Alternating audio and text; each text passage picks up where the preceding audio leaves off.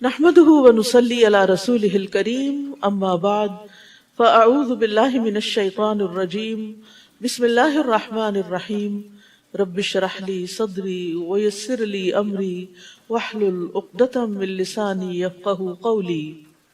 قرآن مجید زندہ دل انسان کے لیے ایک نصیحت ہے۔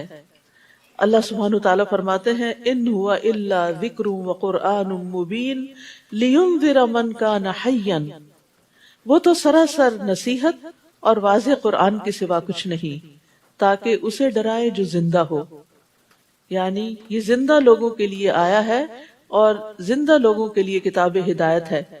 ابن قیم کہتے ہیں لوگوں کی تین قسمیں ہیں، ایک وہ شخص جس کا دل مر چکا ہے، ایک وہ شخص جس کا دل مر چکا ہے، یہ وہ شخص ہے کہ اس کا کوئی دل ہی نہیں، اس آدمی کے حق میں کوئی آیت نصیحت نہیں بنتی، وہ آیات سنتا ہے پڑھتا ہے، اس کو کوئی فائدہ نہیں ہوتا، جیسے مرے ہوئے انسان کے سر پہ چیخیں چلائے روئیں، اس کو کوئی پتہ نہیں ہوتا۔ نمبر دو، دوسرا وہ شخص جس کا دل زندہ اور اہلیت رکھنے والا ہوتا ہے لیکن وہ تلاوت والی آیات کو کان لگا کے نہیں سنتا، غفلت سے سنتا ہے، جن کے ذریعے اللہ ان نشانیوں کے بارے میں خبر دے رہے ہیں جو دکھائی دینے والی ہیں۔ یا تو وہ آیات اس تک پہنچی نہیں، یا یہ کہ اس تک پہنچی ہیں لیکن اس کا دل ان آیات سے ہٹ کر کسی اور چیز میں مشغول تھا، بیٹھا قرآن کی مجلس میں تھا لیکن سوچ کچھ اور رہا تھا اور توجہ اور چیزوں کی طرف تھی، اس کا دل غیر حاضر ہے، اسے بھی نصیحت حاصل نہیں ہوتی حالانکہ اس میں اہلیت ہے اور اس کا دل موجود ہے۔ تیسرا وہ آدمی ہے جس کا دل بھی زندہ ہے اور وہ اہلیت بھی رکھتا ہے، جس پر آیات کی جب تلاوت کی جاتی ہے وہ اپنا کان لگاتا ہے، اپنے کانوں کو اس کی طرف ڈال دیتا ہے، اپنے دل کو حاضر کرتا ہے، اور جو کچھ وہ سن رہا ہے اس کے فہم کے علاوہ وہ اپنے دل کو کہیں اور مشغول نہیں کرتا، اس کا دل بھی حاضر ہے، کان بھی لگائے ہوئے ہے۔ اس قسم کے لوگ ہیں جو ان آیات سے فائدہ حاصل کرتے ہیں جو تلاوت کی جاتی ہیں، اور ان آیات سے بھی یعنی کائنات کی نشانیوں سے بھی فائدہ حاصل کرتے ہیں جو مشاہدے سے تعلق رکھتی ہیں۔ تو اللہ تعالیٰ سے دعا ہے کہ وہ ہمیں زندہ دل عطا کرے تاکہ ہم قرآن میں خوب غور و فکر کریں اور اس کو اپنے اندر جذب کریں اور اس پر عمل بھی کریں۔ 11واں پارہ۔ شروع کرتی ہوں اللہ کے نام سے جو بے انتہا مہربان نہایت رحم فرمانے والا ہے۔ جب تم ان کے پاس واپس آؤ گے تو وہ تمہارے سامنے معذرت شروع کر دیں گے، عذر پیش کریں گے۔ آپ ان سے کہہ دیجئے بہانے نہ بناؤ، ہم تمہاری باتوں پر یقین نہیں کریں گے کیونکہ اللہ نے ہمیں تمہارے حالات بتلا دیے ہیں، اور آئندہ بھی اللہ اور اس کا رسول تمہارے کام دیکھ لیں گے۔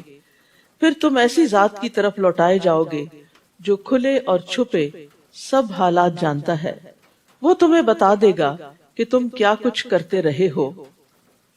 یہاں پر اللہ سبحانہ وتعالی دولت مند منافقین کے پیچھے رہنے کا ذکر کرتے ہوئے فرما رہے ہیں کہ ان کے پیچھے رہنے کے لیے ان کے پاس کوئی عذر نہ تھا، اور جب تم اب جنگ سے واپس لوٹو گے ان کے پاس جاؤ گے تو وہ عذر بہانے لے کر آ جائیں گے اور معذرتیں کریں گے۔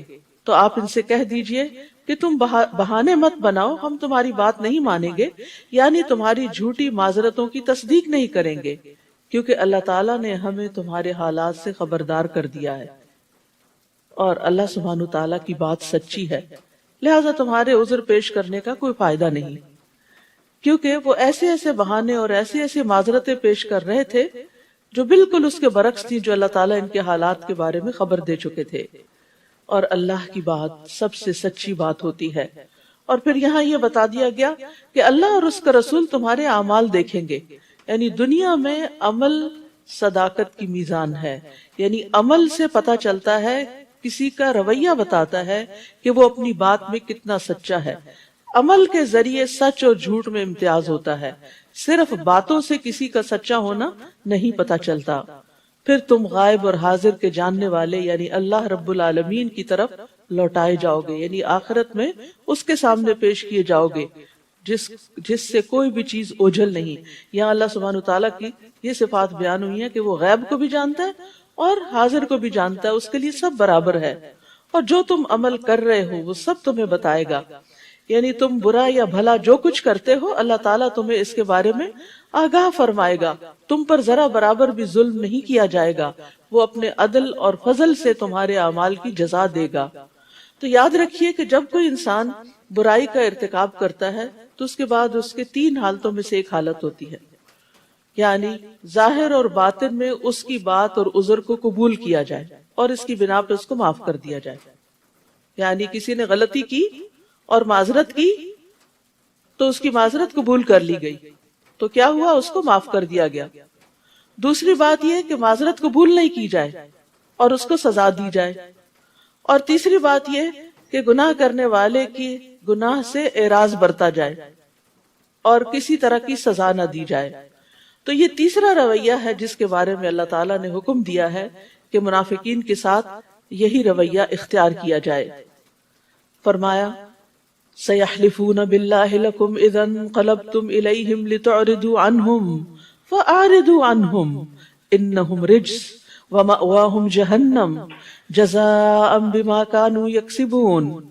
جب تم ان کے پاس لوٹ کر آؤ گے یعنی تبوک سے تو وہ تمہارے سامنے اللہ کی قسمیں کھائیں گے تاکہ تم ان سے اعراض برتو، یعنی ان کو ایک طرح سے معافی کر دو. تو ان سے اعراض ہی برتو کیونکہ وہ ناپاک ہیں. یعنی نفاق جو ہے، منافقت جو ہے، وہ ناپاکی کی علامت ہے اور ان کا ٹھکانہ جہنم ہے.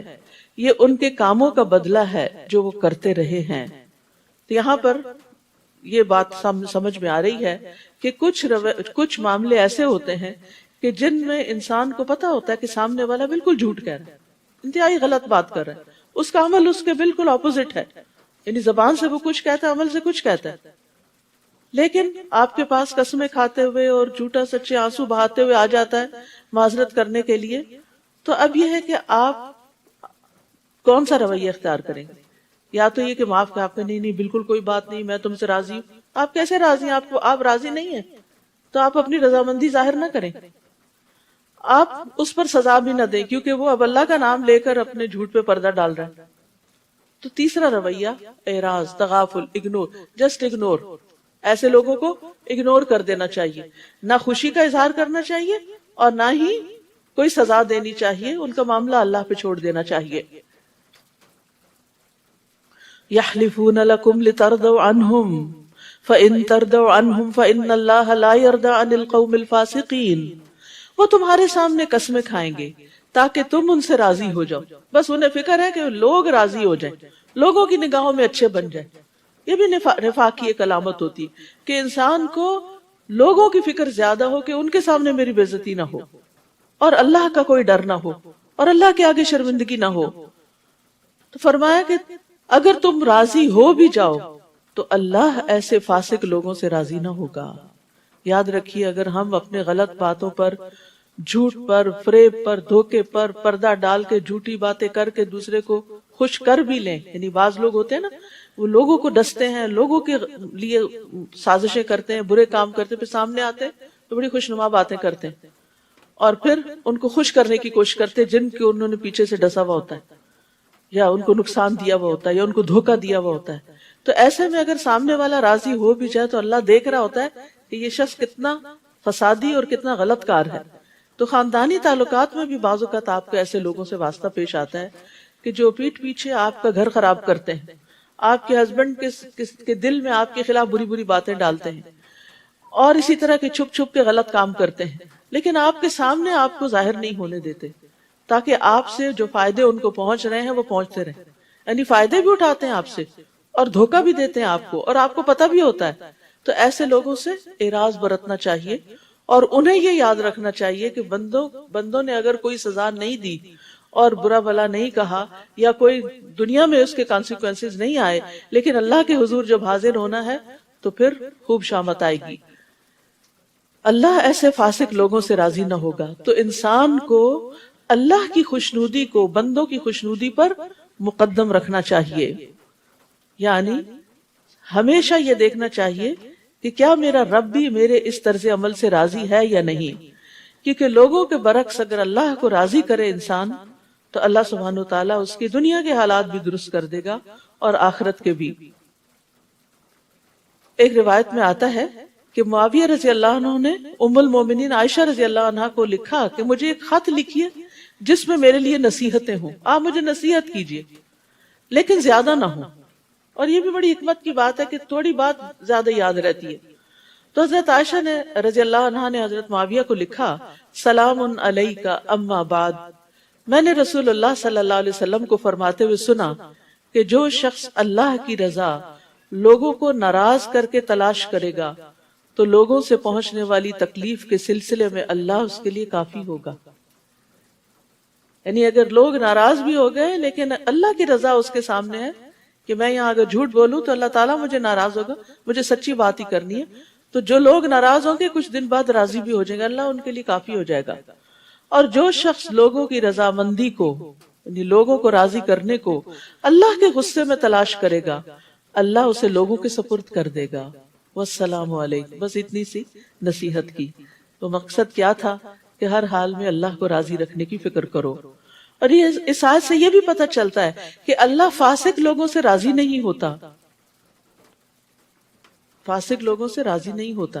یعنی اگر ہم یہ چاہتے ہیں سچے دل سے کہ اللہ تعالیٰ ہم سے راضی ہو جائے تو پھر ہمیں وہ کام کرنے چاہیے جس سے اللہ راضی ہو، جس سے اللہ محبت کرے۔ الاعراب اشد کفرا و نفاقا، دیہاتی عرب کفر اور نفاق میں زیادہ سخت ہیں، اور ان میں یہ امکان زیادہ ہے کہ وہ اس دین کی حدود کو نہ سمجھ سکیں جو اللہ نے اپنے رسول پر نازل کی ہیں، اور اللہ سب کچھ جاننے والا اور حکمت والا ہے۔ تو یاد رکھیے کہ دیہاتوں میں رہنے والوں کے پاس علم حاصل کرنے کے ذرائع کم ہوتے ہیں، علم کی مجالس کم ہوتی ہیں، اور ویسے بھی ان کا طرز زندگی کچھ رف اینڈ ٹف ہوتا ہے جس کی وجہ سے ان کے مزاج کے اندر بھی سختی ہوتی ہے، اور پھر قرآن و سنت کا علم نہ ہونے کی وجہ سے بھی ایک سختی آ جاتی ہے۔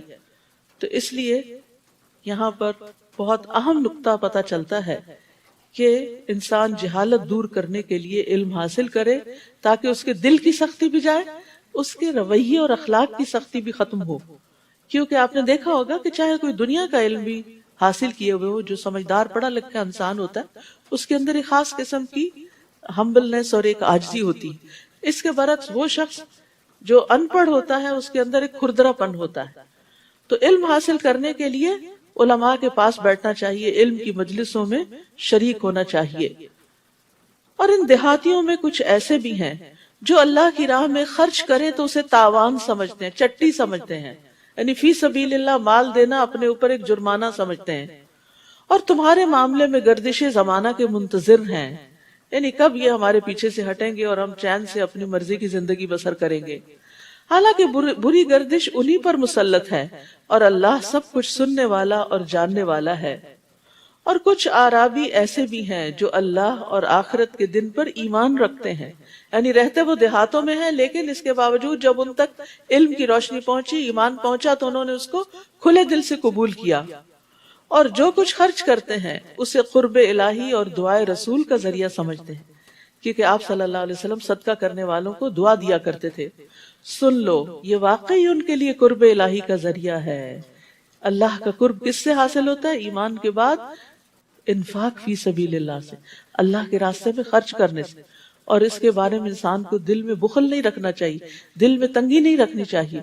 دین کی ترقی کے لیے، دین کو آگے بڑھانے کے لیے طالب علموں پر، کتابوں پر، علم پھیلانے پر خوب خوب خرچ کرنا چاہیے۔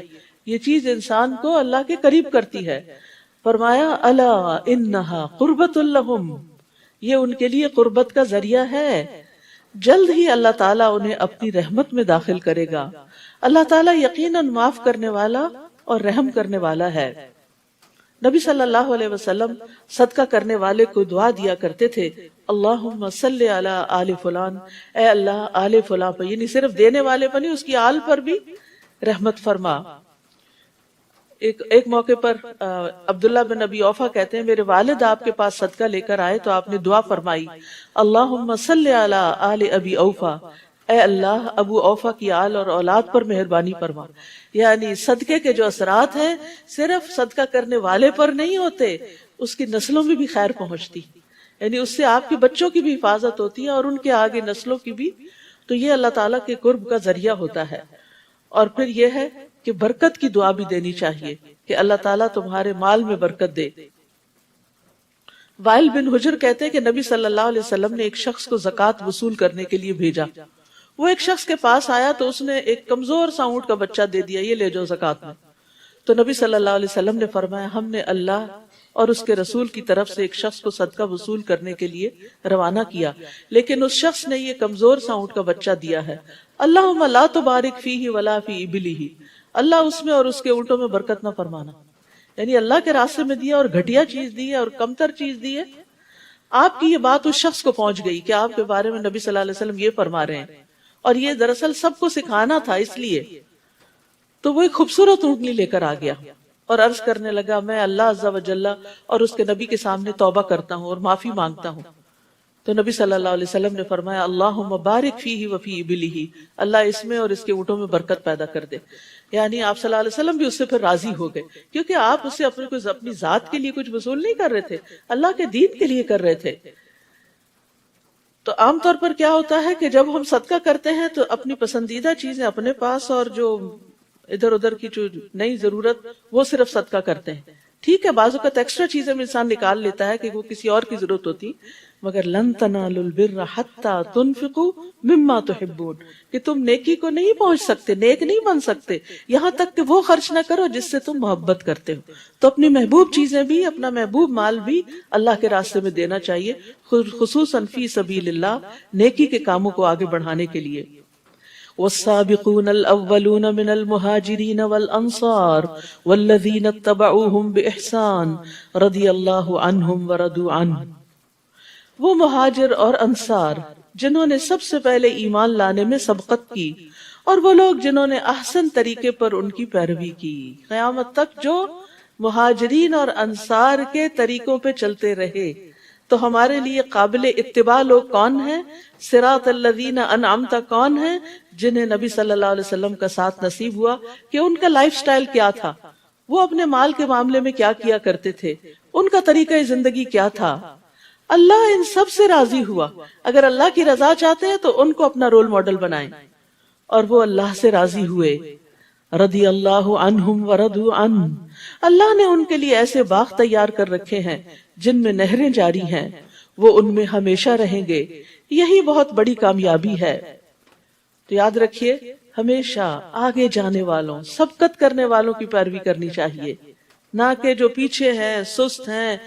یعنی جب کسی کو دیکھیں کہ اس سے کوئی انسپریشن لیں تو اس سے لیں جو نیکی میں آپ سے آگے ہے، اس سے نہیں لیں جو پیچھے ہے کہ اچھا وہ بھی تو نہیں ابھی کر رہا، ابھی وہ بھی نہیں آیا، ابھی وہ بھی شریک نہیں ہوا، ابھی اس نے بھی شروع نہیں کیا، چلو جب وہ کرے گا میں بھی کر لوں گا. نہیں، جو پہلے جا چکے، جو آگے بڑھ چکے، جو اوپر کے درجوں میں پہنچ گئے، ان کو دیکھیں. یہاں انہی کی طرف اشارہ ہے. تو احسان کے ساتھ پیروی کی، یعنی ہمارے لیے کیا حکم ہے؟ والذین اتبعوہم باحسان. تو احسان کے ساتھ پیروی کرنے کا مطلب یہ ہے کہ انہوں نے ایمان لانے میں ان کی پیروی کی، نیک اعمال میں ان کی پیروی کی، اپنے اقوال اور اعمال میں اللہ کی رضا تلاش کرنے میں ان کی پیروی کی، کہ جس طرح صحابہ کرام اور تابعین اللہ کی رضا حاصل کرنے کے لیے اپنا سب کچھ قربان کر دیا کرتے تھے.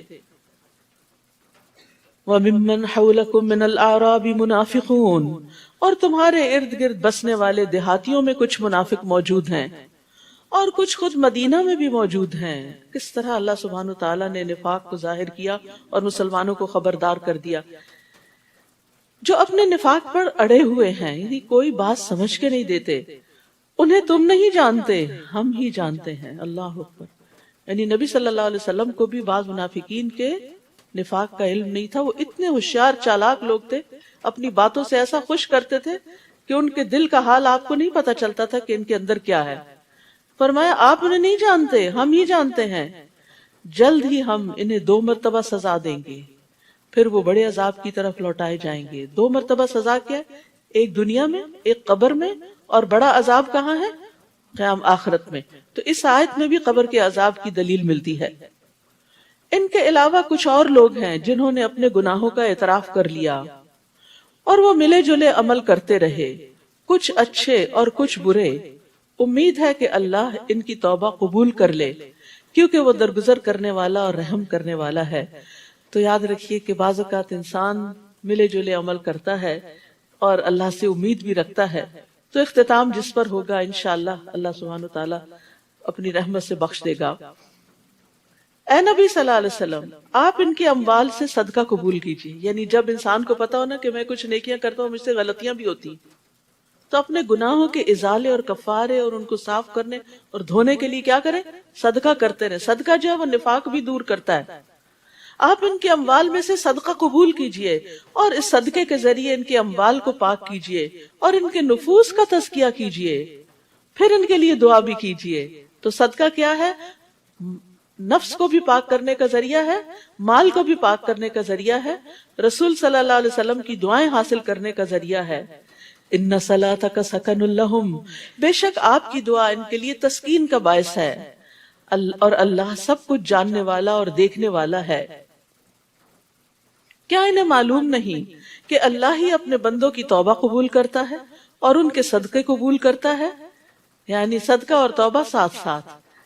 سچی توبہ کیا ہے؟ جس میں انسان کوئی نیک عمل کر کے توبہ کرے، کوئی نفل پڑھ کے کرے، کوئی صدقہ دے کے کرے، یعنی جب بھی کوئی گناہ ستائے اس گناہ کو یاد کر کے صدقہ کرے تاکہ دل ٹھنڈا ہو جائے اور ایک تسکین آ جائے۔ غم کا علاج ہے صدقہ، بیماریوں کا علاج ہے صدقہ، اور ان کے صدقے قبول کرتا ہے، اور یہ کہ وہی توبہ قبول کرنے والا اور رحم کرنے والا ہے۔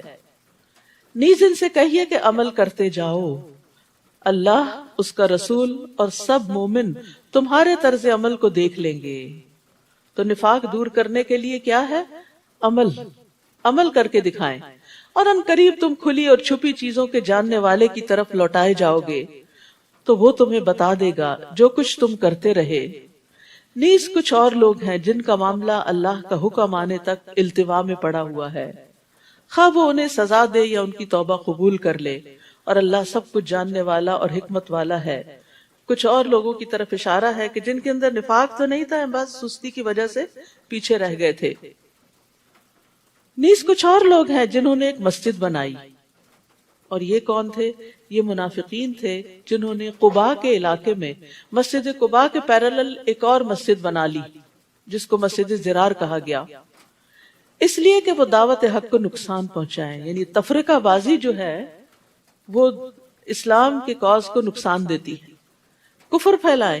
یعنی اس مسجد کے بنانے کا مقصد اسلام کی تبلیغ نہیں، اسلام کا فائدہ نہیں، بلکہ اس سے اسلام کی بجائے الٹا کفر کو فائدہ ہوگا۔ مومنوں میں تفرقہ ڈالیں، اور یہ مسجد ایسے لوگوں کو کمین گاہ کا کام دے، چھپنے کا کام دے، جو اس سے پیشتر اللہ اور اس کے رسول سے برسر پیکار رہے ہیں۔ یعنی اشارہ ہے ابو عامر الراہب کی طرف، جو دور جاہلیت میں بڑا عبادت گزار تھا، لیکن نبی صلی اللہ علیہ وسلم سے اس کو حسد ہو گیا، تو آپ کے خلاف وہ لوگوں کو بھڑکایا کرتا تھا، تاکہ مشرکین مکہ تک کے پاس گیا تھا مدد لینے کے لیے کہ کس طرح نبی صلی اللہ علیہ وسلم کے خلاف کوئی محاذ آرائی کی جائے۔ اور پھر جب وہاں سے کچھ نہیں بنا تو قیصر روم کی طرف گیا اور راستے میں ہی مارا گیا، تو اللہ تعالیٰ نے ایسے ظالم سے چھٹکارا دیا۔ تو یہ مسجد بنائی گئی اس کو سپورٹ کرنے کے لیے، کیونکہ منافقین جہاں کہیں اور بیٹھتے تھے تو پتہ چل جاتا تھا، تو انہوں نے سوچا کہ مسجد میں بیٹھیں گے تو کسی کو شک ہی نہیں ہوگا، لوگ سمجھیں گے بڑا نیکی کا کام کر رہے ہیں، حالانکہ وہ مسجد کے اندر ہی بیٹھ کر اسلام کے خلاف سازشیں کرتے۔ اور وہ قسمیں یہ کھاتے ہیں کہ ہمارا ارادہ تو بھلائی کی سوا کچھ نہیں، ہم نے تو معذور اور بیمار لوگوں کے لیے ذرا ان کے قریب کے علاقے میں مسجد بنا دی ہے، اور اللہ گواہی دیتا ہے یقیناً یہ جھوٹے لوگ ہیں۔ استغفر اللہ، کس طرح ان کا جھوٹ کھلا کہ جنہوں نے مسجد بنائی تھی انہیں لوگوں کے سامنے ننگا کر دیا گیا کہ یہ جھوٹے لوگ ہیں، ان کا مقصد مسجد بنانے کے پیچھے درست نہیں۔ یاد رکھیے، اگر بدنیتی کے ساتھ کوئی نیک عمل کیا جائے تو وہ بھی انسان کے اوپر الٹا وبال کا باعث بنتا ہے۔ کسی بھی نیک عمل کے لیے بنیادی شرط یہ ہے کہ انسان کی اس میں نیت خالص ہو۔ نبی صلی اللہ علیہ وسلم کے پاس یہ لوگ آئے کہ آپ اس مسجد کا افتتاح کر دیں تاکہ ایک ٹھپا لگ جائے کہ یہ اوتھینٹک ہے۔ اللہ تعالیٰ نے آپ کو روک دیا، اے نبی صلی اللہ علیہ وسلم، آپ اس مسجد زرار میں کبھی بھی نماز کے لیے کھڑے نہ ہونا، کبھی بھی اس میں داخل نہیں ہوں گے آپ، وہ مسجد جس کی پہلے دن سے تقوی پر بنیاد رکھی گئی، یعنی مسجد قباء، زیادہ مستحق ہے کہ آپ اس میں کھڑے ہوں، آپ وہاں جائیں، ان کو سپورٹ دیں۔ اس میں ایسے لوگ ہیں جو پاک رہنا پسند کرتے ہیں۔ قباء والوں کی تعریف فرمائی اللہ تعالیٰ نے ان کی پاکی کی بنا پر، اور اللہ پاک رہنے والوں کو پسند کرتا ہے۔ واللہ یحب المطہرین۔ یہ کون لوگ تھے؟ ان سے پوچھا گیا کہ یہ پاکیزگی کا کیا ایسا طریقہ اختیار کرتے ہیں کہ جس سے اللہ نے ان کی تعریف کی، تو پتہ چلا کہ یہ رفع حاجت کے بعد پتھروں یا ڈھیلوں سے صفائی کرنے کے بعد پھر پانی سے بھی دھوتے ہیں، پانی سے استنجا کرتے ہیں۔ تو یاد رکھیے صرف ٹیشو پیپر کافی نہیں ہوتا، پانی سے دھونے سے ہی صحیح صفائی ہوتی ہے، اور اسی صفائی اور طہارت کی وجہ سے اللہ تعالیٰ پاک رہنے والوں سے محبت کرتا ہے۔ تو اپنی جسمانی صفائی کا بھی انسان کو خوب خیال رکھنا چاہیے تاکہ فرشتے بھی نفرت نہ کریں، انسانوں کو بھی اذیت نہ ہو، اور اللہ کی محبت بھی حاصل ہو۔ تو صفائی اور ستھرائی اختیار کرنے والوں سے اللہ کی محبت کا وعدہ ہے، اور صاف رہنا جو ہے یہ فطرت کے اعمال میں سے ہے۔ ابو ہریرہ سے روایت ہے کہ 5 چیزیں فطری ہیں: ختنہ کرنا، سرکمسیژن، زیر ناف بال صاف کرنا یعنی انڈر لیگز، بغل کے بال اکھاڑنا، ناخن تراشنا، اور مونچھوں کا کتروانا، یعنی یہ ساری صفائی کی علامتیں ہیں۔ ان سب چیزوں کا اہتمام کرنا چاہیے، اور خاص طور پر جمعہ کے دن آج آپ نے الحمدللہ ایکسٹرا صفائی نہانے دھونے کا اہتمام کیا ہوگا۔ اور اسی طرح اگر انسان حتیٰ کہ رات کو جب انسان سوتا ہے اور وضو کر کے سوتا ہے تو اس کی بھی بڑی فضیلت ہے، حالانکہ اس وقت تو ویسے ہی انسان نیند تو وضو توڑ ہی دیتی ہے، لیکن پاکیزگی کی حالت میں انسان سوئے تو اس کا فائدہ کیا ہے؟ فرمایا جو آدمی باوضو رات گزارتا ہے ایک فرشتہ اس کی چادر میں رات گزارتا ہے۔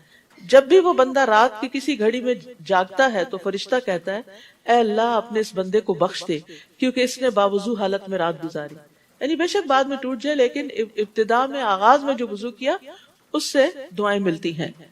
ذرا سوچو کیا وہ شخص بہتر ہے جس نے اپنی عمارت کی بنیاد اللہ کے خوف اور اس کی رضا پر رکھی ہو، یعنی دین کے لیے کوئی بلڈنگ بنا رہا ہے، مسجد بنا رہا ہے، کوئی دینی ادارہ بنا رہا ہے، اور اس کے اندر 2 چیزیں ہیں کہ اس تعمیر میں اللہ کا خوف بھی ہے اور اللہ کی رضا حاصل کرنے کا شوق بھی ہے کہ اس کی وجہ سے اللہ تعالیٰ مجھ سے راضی ہو جائے، یا وہ شخص بہتر ہے جس نے اپنی عمارت کی بنیاد ایک کھوکھلے گڑھے کے کنارے پر رکھی ہو جو اس کو بھی لے کر جہنم کی آگ میں جا گرے۔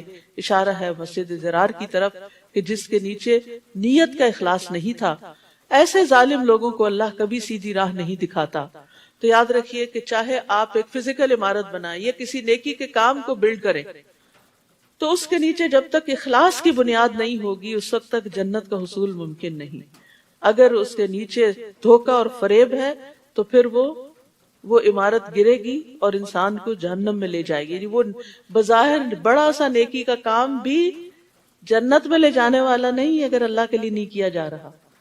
تو نیکی چھوٹی بھی بڑا فائدہ دے جاتی ہے، آدھی کھجور کا صدقہ بھی انسان کو جہنم کی آگ سے بچاتا ہے اگر وہ اللہ کے لیے کیا گیا۔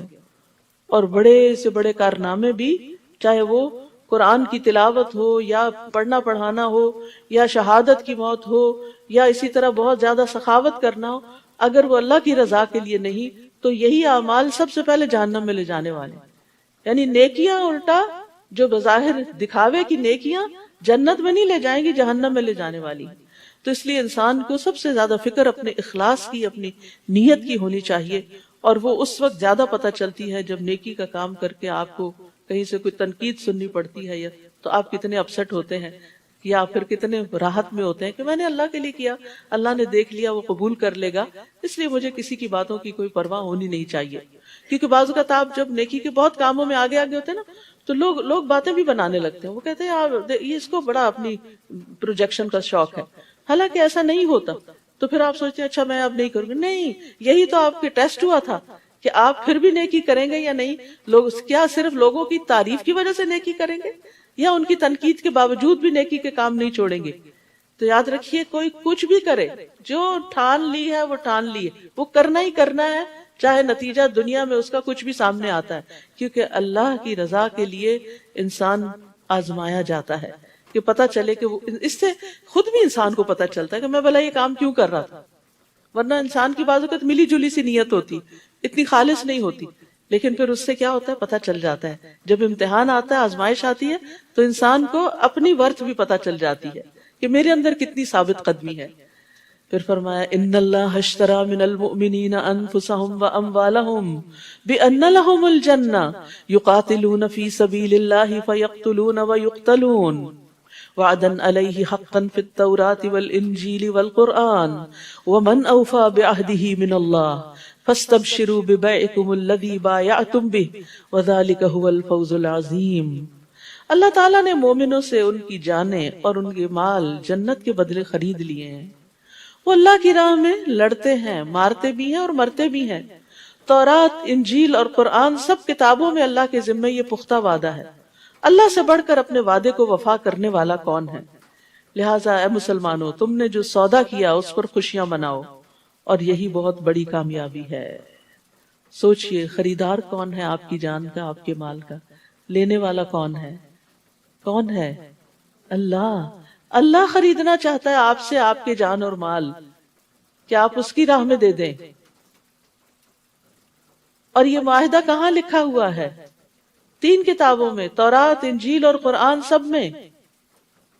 دنیا کی سب سے بہترین کتابوں میں یہ بات لکھی ہوئی ہے، سب سے سچی کتابوں میں۔ کس کے ذریعے یہ معاہدہ کروایا جا رہا ہے؟ رسول اللہ صلی اللہ علیہ وسلم کے ذریعے۔ اور معاوضہ کیا ہے؟ جنت۔ خریدار بھی بہترین، معاوضہ بھی بہترین، جہاں معاہدہ لکھا ہوا وہ بھی بہترین، جس کے ذریعے کانٹریکٹ کرایا جا رہا ہے وہ بھی بہترین۔ سب یہ ساری چیزیں انتہائی سچی اور انتہائی اوتھینٹک۔ کوئی شک ہے پھر بھی کہ ہم اپنا وقت، اپنی جان، اپنی صلاحیت، اپنی ذہانت، اپنا مال اللہ کے راستے میں نہ لگائیں، خالصتاً اللہ کے لیے؟ کیونکہ اس کا بدلہ اللہ نے جنت لکھا، اور یہ اللہ کا سودا انتہائی قیمتی سودا ہے۔ نبی صلی اللہ علیہ وسلم نے فرمایا الا ان سلعۃ اللہ غالیہ، خبردار سن لو اللہ کا سودا بڑا مہنگا ہے۔ سن لو بے شک الا ان سلعۃ اللہ الجنہ، بے شک اللہ کا سودا جنت ہے۔ تم سے جان اور مال لیتا ہے اور بدلے میں جنت دیتا ہے۔ لیکن یاد رکھیے جنت ہمارے اعمال کا صلہ نہیں ہو سکتی، ہمارے اعمال پھر بھی تھوڑے ہیں، جنت خریدنے کے لیے کافی نہیں۔ پھر اس کے بعد یہ اللہ کا فضل اور رحمت ہوتی ہے کہ انسان جنت تک پہنچ سکے۔ اس سودا کرنے والوں کی خصوصیات کیا ہوتی ہیں؟ التائبون، توبہ کرنے والے، یعنی چھوٹی بڑی غلطی پر ان کو دھڑکا لگا رہتا ہے کہ اللہ تعالیٰ ناراض نہ ہو جائے، کہیں ہمارا کانٹریکٹ منسوخ نہ ہو جائے۔ آپ نے دنیا میں اگر کسی کے ساتھ کبھی کوئی کانٹریکٹ کیا ہو، کوئی بزنس ڈیل کی ہو، تو آپ کو کیا ہوتا ہے کہ یہ توڑ یعنی مکمل ہو، کہیں ایسا نہ ہو کہ کوئی ایسے حالات ہو کہ یہ ختم کرنا پڑے بیچ میں۔ تو توبہ کرتے رہتے، بار بار اللہ کی طرف رجوع کرتے ہیں۔ العابدون، عبادت گزار ہوتے ہیں، صرف فرض ادا نہیں کرتے، ایکسٹرا نوافل کا بھی اہتمام کرتے ہیں۔ ممکن ہو تو تہجد، صلاۃ الضحیٰ، نمازوں میں صرف فرض نہیں، سنت اور نفل بھی۔ الحامدون، ہر حال میں اللہ کا شکر ادا کرتے ہیں، تعریف کرتے ہیں، اچھے حال میں بھی اور تکلیف دہ حال میں بھی، ہر حال میں اللہ سے راضی ہوتے ہیں۔ الحمدللہ، الحمدللہ ان کا تقیہ کلام ہوتا ہے۔ السائحون، سیاحت کرنے والے، ایک معنی روزہ رکھنے والے کیا گیا، لیکن زیادہ ترجیح والا معنی یہ ہے کہ وہ اپنے گھر سے نکلتے ہیں، کس کے لیے؟ حج اور عمرے کے لیے، علم حاصل کرنے کے لیے، نیکی کے کاموں کے لیے، یعنی صرف چین سے اپنے کمفرٹ زون میں بیٹھے نہیں رہتے بلکہ نکلتے ہیں، سائحون ہیں۔ الراکعون، رکوع کرنے والے ہیں، یعنی ہمبل ہیں اور نمازوں میں بھی رکوع کی پابندی کرنے والے۔ الساجدون، خوب سجدے کرنے والے ہیں۔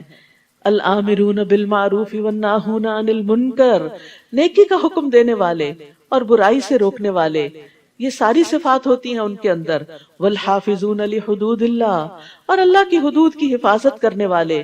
وبشر المؤمنین، اور مومنوں کو خوشخبری دے دیجئے، یعنی جہاں ایک طرف وہ نیک کام کرنے والے ہیں، دوسری طرف وہ بڑی احتیاط برتتے ہیں زندگی میں کہ جہاں جہاں اللہ نے روکا ہے نا وہاں رک جائیں، اپنے حدوں کو پار نہ کریں۔ جن چیزوں کو اللہ نے حرام قرار دیا ہے ان کو اپنی زندگی میں حرام کر لیں، چاہے وہ اقوال میں سے ہوں، چاہے وہ افعال میں سے ہوں، چاہے ماکولات اور مشروبات میں سے، یا یعنی کہ یعنی ہسبینڈ وائف کے ریلیشن شپ میں سے، یعنی ہر معاملے میں ہمیں حدود بتا دی گئی ہیں کسی بھی کام کی، کہ کہاں تک جائز ہے، کہاں سے ناجائز شروع ہو جاتا ہے، حتیٰ کہ شک میں پڑنے والی چیزوں سے بھی پرہیز کرنا چاہیے۔ تو ایسے لوگ ہوتے ہیں جنہوں نے اپنی جان اور مال کا سودا کر رکھا ہے، یہ ہیں جنہوں نے اپنا آپ بیچ رکھا ہے۔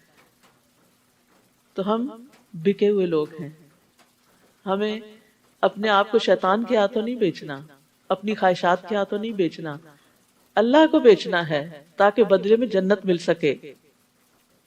اور ویسے بھی ہم پیدا بھی ہمیں اللہ نے کیا، جو کچھ مال جان ہے وہ بھی اللہ کا، علم ہے تو وہ بھی، نیکی کی کوئی توفیق اور قدرت ہے تو وہ بھی اللہ ہی کی دی ہوئی ہے۔ تو کوئی بڑی بات تھوڑی ہے کہ جس نے سب کچھ دیا واپس اسی کو دے کے اس سے انعام لے رہے ہیں۔ کتنا بڑا فضل اور کتنی بڑی رحمت۔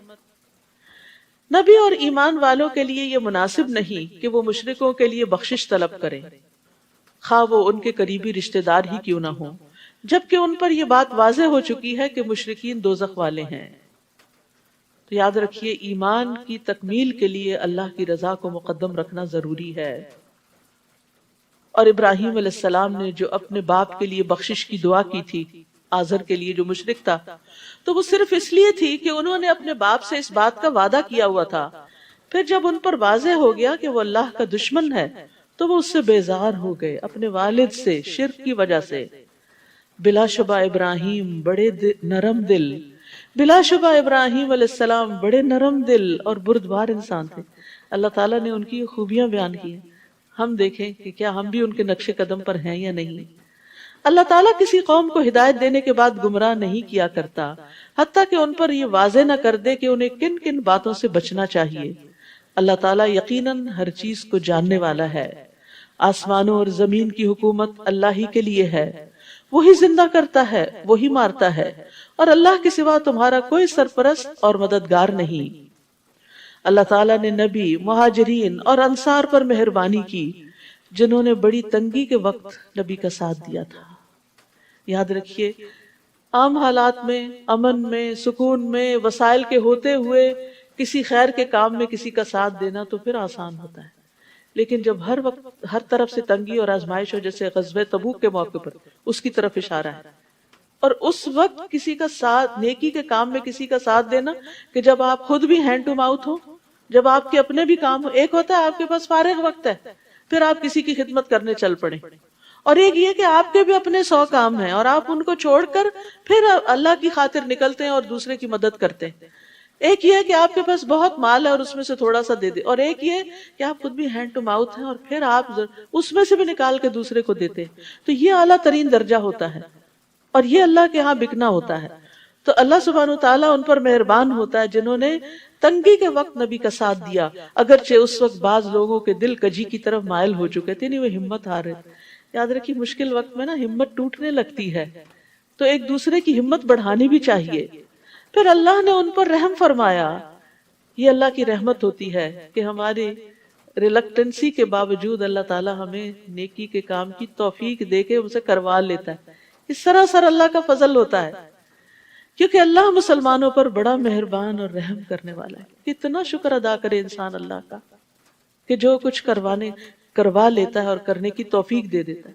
آج ہم سب کا یہاں آ بیٹھنا، مجھے معلوم ہے آپ میں سے ایک ایک اپنے گھر اور بچوں اور جابز اور کس کس چیز میں کتنا مصروف ہے۔ ایک بہن مجھے ملی یہاں پر، وہ کہنے لگی میں نائٹ شفٹ کر کے آتی ہوں روزانہ، صرف 2 گھنٹے سو کر یہاں پہنچ جاتی ہوں قرآن کی محبت میں۔ ایسی مثالیں بھی موجود، کیسے کیسے چھپے ہوئے لوگ آپ کے اندر موجود ہیں کہ جو بڑی بڑی قربانیاں کر کے قرآن کی محبت میں یہاں پہنچتے ہیں۔ تو ہر ایک کا درجہ پھر اسی کے مطابق ہے، جتنی مشقت اتنا ہی بڑا اجر۔ پھر اللہ نے ان پہ رحم فرمایا۔ یہ اللہ کی رحمت ہوتی ہے، کیونکہ اللہ مسلمانوں پر بڑا رحم کرنے والا، بڑا مہربان ہے۔ یاد رکھیے، کچھ کاموں پر نفس مائل نہیں ہوتا، وہ نفس پہ بڑے گراں ہوتے ہیں۔ آگے طویل ترین روزے اور چھوٹی چھوٹی راتیں اور راتوں کا قیام، پھر ایک مشکل مرحلہ آ رہا ہے، تو یہ بھی اللہ کی توفیق سے ہی ہوگا۔ توفیق مانگتے رہیے، آسانی مانگتے رہیے، اور جب اللہ تعالیٰ کسی چیز کو آسان کر دیتا ہے تو آپ حیران ہو جاتے ہیں کہ یہ اللہ نے مجھ سے کروا لیا، میں تو اس قابل ہی نہیں ہوں۔ اور پھر یہ ہے کہ کچھ کام تو بڑے پسندیدہ ہوتے ہیں، ہماری مرضی کے شوق کی محبت، ان کو کر کے ہمیں مزہ آتا ہے، لیکن کبھی کبھی کچھ کام زندگی میں نیکی کے ایسے بھی کرنے پڑ جاتے ہیں جو نفس میں بڑے گراں ہوتے ہیں، ان کو بھی کر لینا چاہیے، کیونکہ جو کام نفس کے خلاف کیا جاتا ہے اس میں اتنی ہی زیادہ برکت ہو جاتی ہے، وہ تھوڑا سا بھی ہو تو وہ بہت بڑا ہو جاتا ہے۔ پھر اسی طرح بعض اوقات سرکمسٹانسز ہمارے فیور میں نہیں ہوتے، گھر کا ماحول نہیں ہوتا، لوگ نہیں ہوتے، سواری نہیں ہوتی، بہت سی مشکلات ہوتی ہیں، اس کے باوجود انسان جب ڈٹرمنڈ ہوتا ہے نہیں یہ کرنا ہے اور اللہ سے دعائیں مانگتا ہے اور اللہ سے وسعت مانگتا ہے، سہولت اللہ تعالیٰ دیتے ہیں۔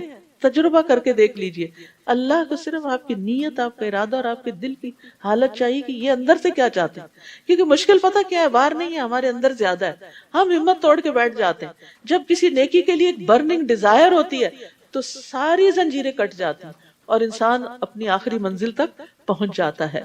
تو اللہ تعالیٰ انسان کو مسلسل ایسی آزمائشوں کے ساتھ آزماتا ہے جن کو وہ ناپسند کرتا ہے، اور پھر اللہ تعالیٰ اس کو اس مرتبے تک پہنچا دیتے۔ بعض اوقات ایک بندے کے لیے اللہ نے اعلیٰ مرتبہ رکھا ہوتا ہے لیکن وہ اعمال میں بڑا سستا ہوتا ہے، تو اللہ تعالیٰ اس کو کسی امتحان میں ڈال دیتے ہیں اور اس آزمائش میں ڈال کر اس کو وہیں پہنچاتے ہیں، یہ بھی اللہ کا فضل ہوتا ہے۔ لیکن ہم جب مشکل آتی ہے تو ہم کہتے ہیں شاید اللہ ہم سے ناراض ہے، یہ شیطان کا وسوسہ ہوتا ہے۔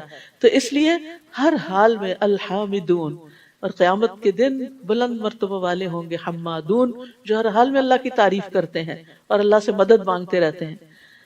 وَعَلَى الثَّلَاثَةِ الَّذِينَ خُلِّفُوا، اور ان 3 آدمیوں پر بھی مہربانی کی اللہ نے جن کا معاملہ ملتوی رکھا گیا تھا۔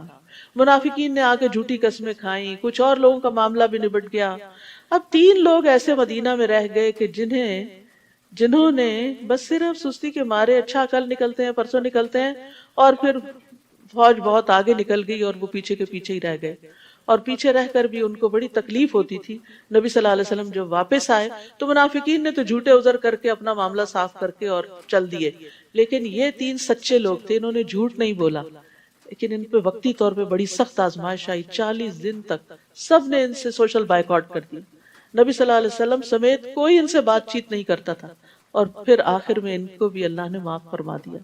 تو کبھی ایسا بھی ہوتا ہے کہ ہماری غفلت اور کوتاہی ہمیں کسی مصیبت میں مبتلا کر دیتی ہے، تو وہ بھی گناہوں کو دھونے کا ذریعہ ہوتی ہے۔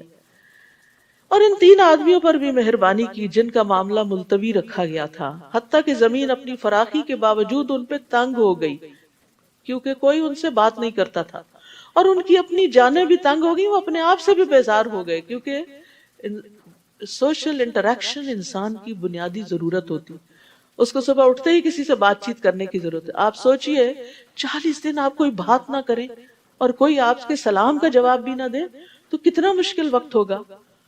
یعنی آپ دیکھیں ہمیں تھکاوٹ ہوتی ہے، تنگی ہوتی ہے، تکلیف ہوتی ہے، خوشی ہوتی ہے، ہم ہر چیز ایکسپریس کرتے ہیں، اپنے پیاروں کو بتاتے ہیں آج یہ ہو گیا، آج وہ، اس سے کر کے ہمارا کتھارسس ہو جاتا ہے۔ لیکن جب کوئی سننے والا ہی نہ ہو تو غم کے پہاڑ ٹوٹ پڑے ان پر، اور انہیں یقین تھا کہ اللہ کے سوا ان کے لیے کوئی جائے پناہ نہیں، اگر جھوٹ بولیں گے تو کوئی اور انہیں پناہ نہیں دے گا، سچ میں ہی فائدہ ہے اگرچہ وقتی طور پر مشکل ہے۔ پھر اللہ نے ان پر مہربانی کی تاکہ وہ توبہ کریں، اللہ تعالیٰ یقیناً توبہ قبول کرنے والا، رحم کرنے والا ہے۔ یا ایھا الذین آمنوا اتقوا اللہ وکونوا مع الصادقین، اے ایمان والو اللہ سے ڈرتے رہو اور سچے لوگوں کا ساتھ دو، منافقین کا نہیں، جھوٹے لوگوں کا نہیں۔ تعاونوا علی البر والتقوی ولا تعاونوا علی الاثم والعدوان۔ اہل مدینہ کے لیے اور ان دیہاتیوں کے لیے جو ان کے گرد و نواح میں بستے ہیں یہ مناسب نہیں کہ وہ جہاد میں رسول اللہ صلی اللہ علیہ وسلم سے پیچھے رہ جائیں، یعنی آپ کو تو مشکل وقت میں بھیج دیں کہ وہ دشمنوں سے لڑیں اور خود آرام کریں، اور اپنی جانوں کو آپ کی جان سے عزیز تر سمجھیں۔ یہ اس لیے کہ مجاہدین اللہ کی راہ میں پیاس، تھکان، بھوک کی جو مصیبت بھی جھیلتے ہیں، یا کوئی ایسا مقام طے کرتے ہیں جو کافروں کو ناگوار ہو، یا دشمن سے وہ کوئی کامیابی حاصل کرتے ہیں تو ان کے لیے نیک عمل لکھ دیا جاتا ہے۔ جب انسان اللہ کے راستے میں ہوتا ہے نا تو ہر چھوٹی بڑی چیز پر اجر لکھا جا رہا ہوتا ہے۔ یعنی انسان اگر وضو کر کے مسجد میں جا بیٹھتا ہے تو جب تک وہ نماز کا انتظار کرتا ہے وہ نمازی کی حالت میں گنا جاتا ہے، تو جب آپ کسی نیک کام کی نیت کر لیتے ہیں تو اجر شروع ہو جاتا ہے۔ فی سبیل اللہ نکلتے ہیں علم حاصل کرنے کے لیے، یا پھر آپ حج اور عمرے کے لیے نکلتے ہیں، آپ گھر سے نکل پڑتے ہیں، سارا راستہ آپ کے لیے وہ نیکی لکھی جاتی ہے ایک ایک قدم پر. اللہ تعالیٰ یقیناً اچھے کام کرنے والوں کے اجر کو ضائع نہیں کرتا. لیکن یاد رکھیے نیک اعمال کا اجر تھکاوٹ کے مطابق ہے. جتنا کسی کام میں آپ اپنے آپ کو زیادہ تھکاتے ہیں، محنت کرتے ہیں، اس کا اجر اتنا ہی زیادہ ہو جاتا ہے. بعض اوقات آپ کی بہت بڑی ایفرٹ ہوتی ہے اور آؤٹ پٹ چھوٹا سا ہوتا ہے، تو اللہ تعالیٰ یہ نہیں دیکھتا کہ آپ کا آؤٹ پٹ کتنا ہے، وہ یہ دیکھتا ہے اس کے پیچھے ایفرٹ کتنی بڑی ہے. اسی طرح ایسے لوگ جب ریٹائر بھی ہوتے ہیں تو ان کو پینشن ملتی رہتی ہے، یعنی اگر وہ بیمار ہو جائیں یا سفر پر ہوں تو بھی ان کے نامہ اعمال میں وہ سارے اعمال ویسے ہی لکھ دیے جاتے ہیں جو وہ صحت کی حالت میں مستقل طور پر کرتے رہے ہوں. اور نیک عمل کی تو نیت پر بھی اجر مل جاتا ہے. نبی صلی اللہ علیہ وسلم نے فرمایا جو اپنے بستر پر آئے اور اس کی نیت یہ ہو کہ رات کو اٹھ کر نماز پڑھوں گا، تہجد پڑھوں گا، پھر اس پہ نیند کا ایسا غلبہ ہوا کہ سوتے سوتے صبح ہو گئی، تو اس کو جس عمل کی یعنی تہجد کی اس نیت نے سلا دیا اس کا بھی ثواب ملے گا. وہ نیند بھی اس کے لیے ثواب کا باعث بن گئی، تہجد لکھے گئے اور اس کی نیند اس کے رب کی جانب سے اس پر صدقہ ہے. یعنی اللہ تعالیٰ اس پر بھی راضی ہے اور اس کو ایک طرح سے سکون دے دیا. ضرورت ہوگی انسان کی، بعض اوقات ایسا ہوتا ہے نا انسان بہت تھکا ہوتا ہے، اس کے باوجود اس کا شوق ہوتا ہے کہ میں کچھ کر لوں، لیکن عین کام کرتے وقت آپ کو اونگ آ جاتی. آپ بڑے شوق سے مسجد آتے ہیں خطبہ سنتے سنتے بیچ میں غائب ہو جاتے ہیں، تو وہ وقت بھی ثواب کا لکھا جاتا ہے کیونکہ آپ کی نیت کاؤنٹ ہو رہی ہے. وَلَا يُنْفِقُونَ نَفَقَةً صَغِيرَةً وَلَا كَبِيرَةً، نیز یہ مجاہدین جو بھی تھوڑا یا زیادہ خرچ کرتے ہیں یا کوئی وعدی طے کرتے ہیں تو یہ چیزیں ان کے حق میں لکھ دی جاتی تاکہ اللہ انہیں ان کے اعمال کا بہتر صلہ عطا کرے جو وہ کرتے رہے.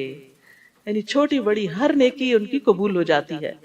وَمَا كَانَ الْمُؤْمِنُونَ لِيَنْفِرُوا كَافَّةً، مومنوں کے لیے یہ ممکن نہیں کہ وہ سب کے سب ہی نکل کھڑے ہوں. غزوہ تبوک میں تو سب کو نکلنے کا حکم تھا نا، کیونکہ بہت مشکل وقت تھا، لیکن یہ حکم ہمیشہ کے لیے باقی نہیں رہا کہ میدان جنگ میں سب کو نہیں نکلنا. پھر ایسا کیوں نہ ہوا؟ پھر اور کیا کرنا ہے اگر فی سبیل اللہ صرف جہاد فی سبیل اللہ قتال ہی نہیں، کچھ اور کیا ہے؟ پھر علم کا راستہ فی سبیل اللہ ہے. پھر ایسا کیوں نہ ہوا کہ ہر فرقے میں سے، یعنی ہر خاندان، ہر برادری، ہر علاقے، ہر شہر، گاؤں، قصبے میں سے کچھ لوگ دین میں سمجھ پیدا کرنے کے لیے نکلتے ہیں. یعنی ایک ہے فزیکلی اسلام کی سرحدوں کا دفاع اور دوسرا ہے انٹلیکچولی اسلام کا دفاع، اور وہ ہوتا ہے علم حاصل کر کے. تو پھر چاہیے یہ تھا، یعنی سب کو جنگ میں جانے کی ضرورت نہیں، چاہیے یہ کہ کچھ لوگ دین کی سمجھ حاصل کرنے کے لیے نکلیں تاکہ جب وہ ان کی طرف واپس جائیں تو اپنے لوگوں کو برے انجام سے ڈرائیں. یعنی ہر علاقے سے کچھ نہ کچھ لوگ مخصوص ہونے چاہیے جو علم میں زیادہ ایکسپرٹیز حاصل کریں اور باقی اپنے ساری جو کمیونٹی ہے پھر اس کو سکھائیں. اس طرح شاید وہ برے کاموں سے بچتے رہیں، کیونکہ ہر سوسائٹی کے اندر علماء ہونے چاہیے تاکہ وہ لوگوں کو امر بالمعروف اور نہی عن المنکر کرتے رہیں. اور ویسے بھی ہمارے دین میں عالم کی عابد پر بہت بڑی فضیلت حاصل ہے. رسول اللہ صلی اللہ علیہ وسلم کے سامنے دو آدمیوں کا تذکرہ کیا گیا، ان میں سے ایک عابد تھا، دوسرا عالم. تو آپ نے فرمایا عالم کی عابد پر اس طرح فضیلت ہے جیسے میری تمہارے ادنا ترین آدمی پر. سبحان اللہ، یعنی کتنا بڑا گیپ ہے ایک عام مسلمان اور پروفٹ محمد صلی اللہ علیہ وسلم. ابو عمار حسین بن حریث کہتے ہیں میں نے فضیل بن ایاس کو کہتے ہوئے سنا کہ ایسا عالم جو عمل کرنے والا ہے، علم سکھاتا ہے، وہ آسمان کی بادشاہت میں بڑا آدمی پکارا جاتا ہے. جیسے دنیا میں بڑے بڑے آدمی ہوتے ہیں نا، تو ایسے ہی وہ علم سکھانے والا جو عمل بھی کرے وہ آسمانوں میں بہت بڑا شمار ہوتا ہے. تو آپ خود سوچئے کہ ایک وہ تعریف اور سٹیٹس ہے جو دنیا میں انسان کو ملے اور ایک وہ ہے جو آخرت میں ملے، لیکن وہ عمل کے ساتھ ملتا ہے اور آسمانوں پر ملے. زمین کے مقابلے میں آسمان تو آسمان ہی ہے، اور آسمانوں پر جو مخلوق ہے وہ زمین والوں سے افضل ہے. تو انسان کو ہمیشہ بڑے درجوں کی تمنا رکھنی چاہیے، علم کے لیے وقت ضرور نکالنا چاہیے اور اس میں ہر روز اضافہ ہونا چاہیے. نبی صلی اللہ علیہ وسلم کو جس چیز کی دعا سکھائی گئی وہ مال و دولت کے حصول کی نہیں تھی، رب زدنی علما تھی، کہ اللہ میرا علم زیادہ کر دے. اور پھر علم کے ساتھ ساتھ عمل میں بھی آگے بڑھے انسان، تب علم کا فائدہ ہوتا ہے۔ یاد رکھیے علم سکھانے والے کے لیے ساری مخلوقات دعائیں کرتی ہے۔ رسول اللہ صلی اللہ علیہ وسلم نے فرمایا یقیناً اللہ، فرشتے اور تمام اہل زمین و آسمان، یہاں تک کہ چونٹی اپنے سوراخ میں، مچھلیاں بھی اس شخص کے لیے دعائے خیر کرتے ہیں۔ اللہ کی رحمت نازل ہوتی ہے جو لوگوں کو بھلائی کی باتیں سکھاتا ہے۔ تو اس لیے ہر شخص کا یہ فرض ہے کہ جو خیر کی بات اس کو پتا ہو وہ آگے ضرور شیئر کرے۔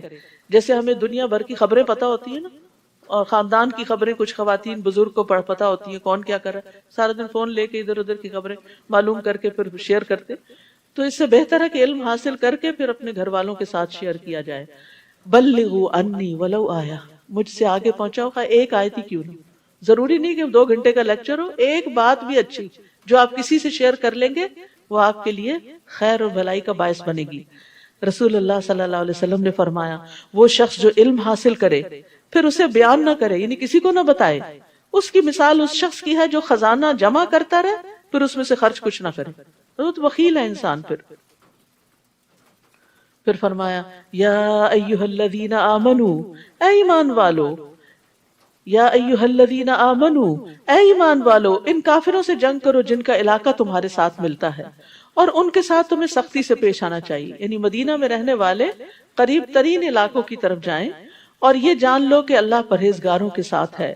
اور جب کوئی نئی صورت نازل ہوتی ہے تو منافقوں میں 6 لوگ ایسے ہیں جو مسلمانوں سے کہتے ہیں منافقوں میں کچھ لوگ ایسے ہیں جو مسلمانوں سے کہتے ہیں کہ اس صورت نے تم میں سے کس کے ایمان میں اضافہ کیا؟ تو اس کا جواب یہ ہے کہ جو لوگ ایمان لائے ہیں اس صورت نے فی الواقع ان کے ایمان میں اضافہ کیا ہے، اور وہی اس صورت کے نازل ہونے پر خوش ہوتے ہیں۔ یاد رکھیے قرآن کے نزول سے، قرآن پڑھ کر مومن کا ایمان بڑھتا ہے، منافق کا نفاق بڑھتا ہے۔ تو ہمیں سوچنا چاہیے کہ پھر ہم کس صف میں شامل ہیں۔ یعنی منافقین ایک دوسرے سے کہتے ہیں کس کا ایمان بڑا ہے، اور دوسرے ہنسی مذاق میں ٹالتے ہیں، یعنی قرآن کو اس کے مرتبے سے گراتے ہیں۔ لیکن ایمان والوں کے پاس جب قرآن کی کوئی بات پہنچتی ہے تو ان کا ایمان اور بڑھ جاتا ہے، اور قرآن سے ایمان میں اضافہ ہوتا ہے۔ 3 باتیں جس میں ہو اللہ اس کے دل کو ایمان سے بھر دیتا ہے: عالم کی صحبت، قرآن کی تلاوت، اور روزے رکھنا۔ وَأَمَّا الَّذِينَ فِي قُلُوبِهِم مَرَضٌ، رہے وہ لوگ جن کے دلوں میں نفاق کی بیماری ہے، تو اس صورت نے ان کی پہلی ناپاکی پر مزید ناپاکی کا اضافہ کر دیا، اور وہ مرتے دم تک کافر کے کافر ہی رہے۔ یعنی منافقین کو قرآن نے کچھ فائدہ نہ دیا، ان کی خرابیاں اور زیادہ ہوتی رہیں۔ تو قرآن کا دل پر اثر نہ ہونا دل کے بیمار ہونے کی علامت ہے۔ کیا وہ یہ نہیں دیکھتے؟ کیا وہ یہ نہیں دیکھتے کہ انہیں ہر سال 1 بار یا 2 بار کوئی نہ کوئی مصیبت پیش آ جاتی ہے؟ یعنی اللہ تعالیٰ ان پہ آزمائشیں بھیجتے کہ شاید ہوش میں آ جائیں، پھر بھی یہ لوگ نہ توبہ کرتے ہیں اور نہ نصیحت قبول کرتے ہیں۔ اور جب کوئی صورت نازل ہوتی ہے تو یہ منافق آنکھوں ہی آنکھوں میں ایک دوسرے کی طرف اشارہ کر کے پوچھتے ہیں کیا تمہیں کوئی مسلمان تو نہیں دیکھ رہا؟ پھر وہاں سے واپس چلے جاتے ہیں۔ یعنی جب آنکھ اوجل ہوتی ہے تو چپکے سے مجلس سے نکل جاتے ہیں۔ اللہ نے ان کے دلوں کو راہ حق سے پھیر دیا، کیونکہ یہ لوگ ہیں ہی ایسے جو کچھ بھی نہیں سمجھتے، مجلس میں ہو تب بھی نہیں سمجھتے، نہ آئیں تو تب بھی ان کو ہوش نہیں، اپنی غلطی کا احساس نہیں۔ لَقَدْ جَاءَكُمْ رَسُولٌ مِّنْ أَنفُسِكُمْ، لوگوں تمہارے پاس تمہیں میں سے ایک رسول آیا ہے، انسانوں میں سے ہی ہے۔ اے اہل عرب تمہیں میں سے ہے، رسول عربی ہے۔ اگر تمہیں کوئی تکلیف پہنچے تو اسے گراں گزرتی ہے۔ سبحان اللہ، ایک لیڈر کے اندر یہ کوالٹی بہت زیادہ ہونی چاہیے کہ ساتھیوں میں سے کسی کو کوئی تکلیف ہو تو اس کو بھی تکلیف پہنچے۔ وہ تمہاری فلاح کا حریص ہے، یعنی اس کے اندر ایک شدید تڑپ ہے کہ سب لوگ ہدایت پا جائیں۔ مومنوں پر نہایت مہربان اور رحم کرنے والا ہے۔ نبی صلی اللہ علیہ وسلم کی یہ حرص تھی کہ سب لوگ آگ سے بچ جائیں۔ فرمایا میری مثال اور لوگوں کی مثال اس شخص کی طرح ہے جس نے آگ روشن کی، جب اس کے چاروں طرف روشنی پھیل گئی تو پروانے اور کیڑے مکوڑے جو آگ پر گرتے ہیں اس میں گرنے لگے۔ وہ آدمی ان کو آگ سے دور کرتا ہے لیکن وہ اس کے قابو میں نہیں آتے بلکہ آگ میں گرتے رہتے ہیں۔ اسی طرح میں تمہاری کمروں سے پکڑ کر تمہیں آگ سے دور کرتا ہوں اور تم ہو کہ اس میں گرتے جا رہے ہیں۔ آپ صلی اللہ علیہ وسلم نے امت کی خاطر اپنے آرام کو ترک کر دیا تھا، آپ ان کی تکلیف کا خیال رکھتے تھے۔ آپ فرماتے ہیں رسول اللہ صلی اللہ علیہ وسلم نے فرمایا میں نماز شروع کرتا ہوں اور میرا ارادہ لمبی نماز پڑھانے کا ہوتا ہے، لیکن میں بچے کے رونے کی آواز سنتا ہوں تو میں اس کی والدہ کی تکلیف کی شدت کی وجہ سے نماز چھوٹی کر دیتا ہوں کہ اس کی ماں کو تکلیف نہ ہو۔ کیا ہم بھی دوسروں کے لیے اتنے کیئرنگ ہیں کہ ان کو کسی کو تکلیف نہ پہنچے؟ تو ہر وہ شخص جو لیڈرشپ کے مقام پر ہے اس کو لازماً اس بات کا خیال رکھنا چاہیے کہ اس کے ساتھی کس حال میں ہیں، کسی تکلیف میں تو نہیں۔ آپ امت کے لیے روتے تھے، ان کے لیے دعائیں کرتے تھے۔ فَإِن تَوَلَّوْا پھر اگر لوگ اعراض برتے ہیں تو ان سے کہہ دیجئے فَقُلْ حَسْبِيَ اللَّهُ لَا إِلَهَ إِلَّا هُوَ عَلَيْهِ تَوَكَّلْتُ وَهُوَ رَبُّ الْعَرْشِ الْعَظِيمِ کہ مجھے میرا اللہ کافی ہے جس کے سوا کوئی الہ نہیں، میں اسی پر بھروسہ کرتا ہوں اور وہ عرش عظیم کا مالک ہے۔ تو یہ کلمہ بڑا اہم کلمہ ہے، پریشانیوں میں کفایت کرنے والا ہے۔ سنن نبی داؤد کی روایت میں آتا ہے جس نے صبح و شام 7 بار یہ پڑھا اللہ اس کی پریشانیوں میں اس کی کفایت کرے گا۔ اور اگر کوئی آپ پر الزام لگائے یا تکلیف دے جس کا آپ کے پاس جواب نہ ہو تو بھی حسبی اللہ و نعم الوکیل پڑھے۔ سورۃ یونس، سورۃ یونس مکی سورت ہے۔ سورۃ یونس اللہ سبحانہ وتعالی کی توحید بیان کرتی ہے جو کہ مکی صورتوں کا خاصہ ہے، اور اس میں بے شمار دلائل دیے گئے ہیں، عقلی بھی اور نقلی بھی۔ سورۃ یونس کی ابتدا نبی صلی اللہ علیہ وسلم کی طرف وحی آنے کے بارے میں ہوئی۔ سورۃ توبہ کا اختتام بھی نبی صلی اللہ علیہ وسلم سے متعلق ہے اور سورۃ یونس کا آغاز بھی، اور یہ پہلی سورت ہے جو کسی نبی کے نام پر ہے، اور 3 مسلسل صورتیں یونس، ہود اور یوسف جو ہیں انبیاء کے ناموں پر ہیں۔ اگرچہ اس میں یونس علیہ السلام کا ذکر بہت مختصر ہے لیکن باقی تمام واقعات کے مقابلے میں بڑی اہمیت رکھتا ہے۔ بسم اللہ الرحمن الرحیم، الف لام را تلک آیات الکتاب الحکیم۔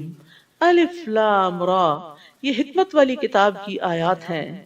کیا لوگوں کو اس بات پر تعجب ہوتا ہے کہ انہی میں سے ایک آدمی پر ہم نے وحی کی کہ وہ لوگوں کو ڈرائے اور ایمان لانے والوں کو یہ خوشخبری دے کہ ان کے رب کے ہاں ان کے لیے حقیقی عزت اور مرتبہ ہے۔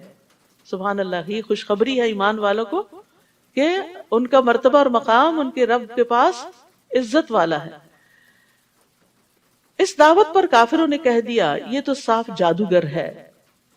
ان ربکم اللہ الذی خلق السماوات والارض، اب رب کی پہچان کرائی جا رہی ہے کہ کون ہے رب، کس کو ماننا ہے، کس کو پوجنا ہے۔ تمہارا رب یقیناً وہ اللہ ہے جس نے آسمانوں اور زمین کو 6 دنوں میں پیدا کیا، پھر عرش پر قرار پکڑا، وہی کائنات کا انتظام چلاتا ہے، کوئی اس کے ہاں سفارش نہیں کر سکتا الا یہ کہ پہلے اس کی اجازت حاصل ہو، یعنی سارے اختیارات کا مالک اللہ ہے۔ ان صفات کا مالک ہے تمہارا رب، ان صفات کا مالک ہے تمہارا رب، لہٰذا اسی کی عبادت کرو۔ کیا تم غور نہیں کرتے کہ ساری کائنات اسی کی اطاعت میں ہے، اسی کے چلانے سے چل رہی ہے، تو تمہیں بھی اسی کی طرف اپنا رخ کرنا چاہیے۔ الیہ مرجعکم جمیعا، اسی کی طرف تم سب کو لوٹ کر جانا ہے، آئے بھی وہیں سے ہیں، جانا بھی وہی ہے، تو جتنے دن یہاں ہیں یہ بھی اسی کی یاد میں گزرے تو اچھا، تبھی کامیابی ہوگی۔ تمہیں اسی کی طرف لوٹ کر جانا ہے، یہ اللہ کا پکا وعدہ ہے۔ وہی خلقت کی ابتدا کرتا ہے، وہی دوبارہ پیدا کرے گا، تاکہ ان لوگوں کو انصاف کے ساتھ بدلہ دے جو ایمان لائے اور جو نیک عمل کرتے رہے۔ اللہ نے آخرت کا دن کیوں رکھا ہے؟ اعمال کا بدلہ دینے کے لیے، کیونکہ دنیا میں یہ پاسبل نہیں کہ کسی کی نیکیوں کا ایک بندہ 1000 لوگوں سے نیکی کرتا ہے تو 1000 لوگ تو اس کو فائدہ نہیں پہنچا سکتے، یا پہنچائیں بھی تو وہ کتنا سنبھالے گا؟ تو پھر یہ بدلہ تو آخرت میں ہی مل سکتا ہے۔ اسی طرح ایک شخص نے 1000 کو قتل کر دیا تو 1000 کے قتل کا بدلہ اسے ایک سے دنیا میں نہیں لیا جا سکتا، ہاں آخرت ہے اس کے لیے۔ اور جن لوگوں نے کفر کیا ان کے لیے کھولتا ہوا پانی اور دردناک عذاب ہوگا، یہ اس انکار حق کا بدلہ ہے جو وہ کیا کرتے تھے۔ وہی تو ہے جس نے سورج کو ضیاء اور چاند کو نور بنایا اور چاند کے لیے منزلیں مقرر کر دی تاکہ تم برسوں اور تاریخوں کا حساب معلوم کر سکو۔ اللہ نے یہ سب چیزیں کسی حقیقی مقصد کے لیے ہی پیدا کی ہیں، ایسے بیکار میں کھیل کے طور پہ نہیں یہ سب کچھ بنایا گیا. یہ اللہ کی قدرت کی نشانیاں ہیں، انسان کو فائدہ پہنچانے کے لیے ہیں. وہ اپنی نشانیاں ان لوگوں کو تفصیل سے بیان کرتا ہے جو علم رکھتے ہیں. علم والے ہی ان نشانیوں کی تفصیلات اور ڈیٹیل جانتے ہیں، چاہے وہ دین کا علم ہو یا دنیا کا علم جو ایمان کے ساتھ ہو. ایمان کے بغیر ان چیزوں کی تفصیلات انسان کو کسی نتیجے تک نہیں پہنچاتی، اور پھر وہ ان چیزوں کا صحیح حق بھی ادا نہیں کرتا. پھر فرمایا ان فی اختلاف اللیل والنہار، یقیناً رات اور دن کے عدل بدل کے آنے میں،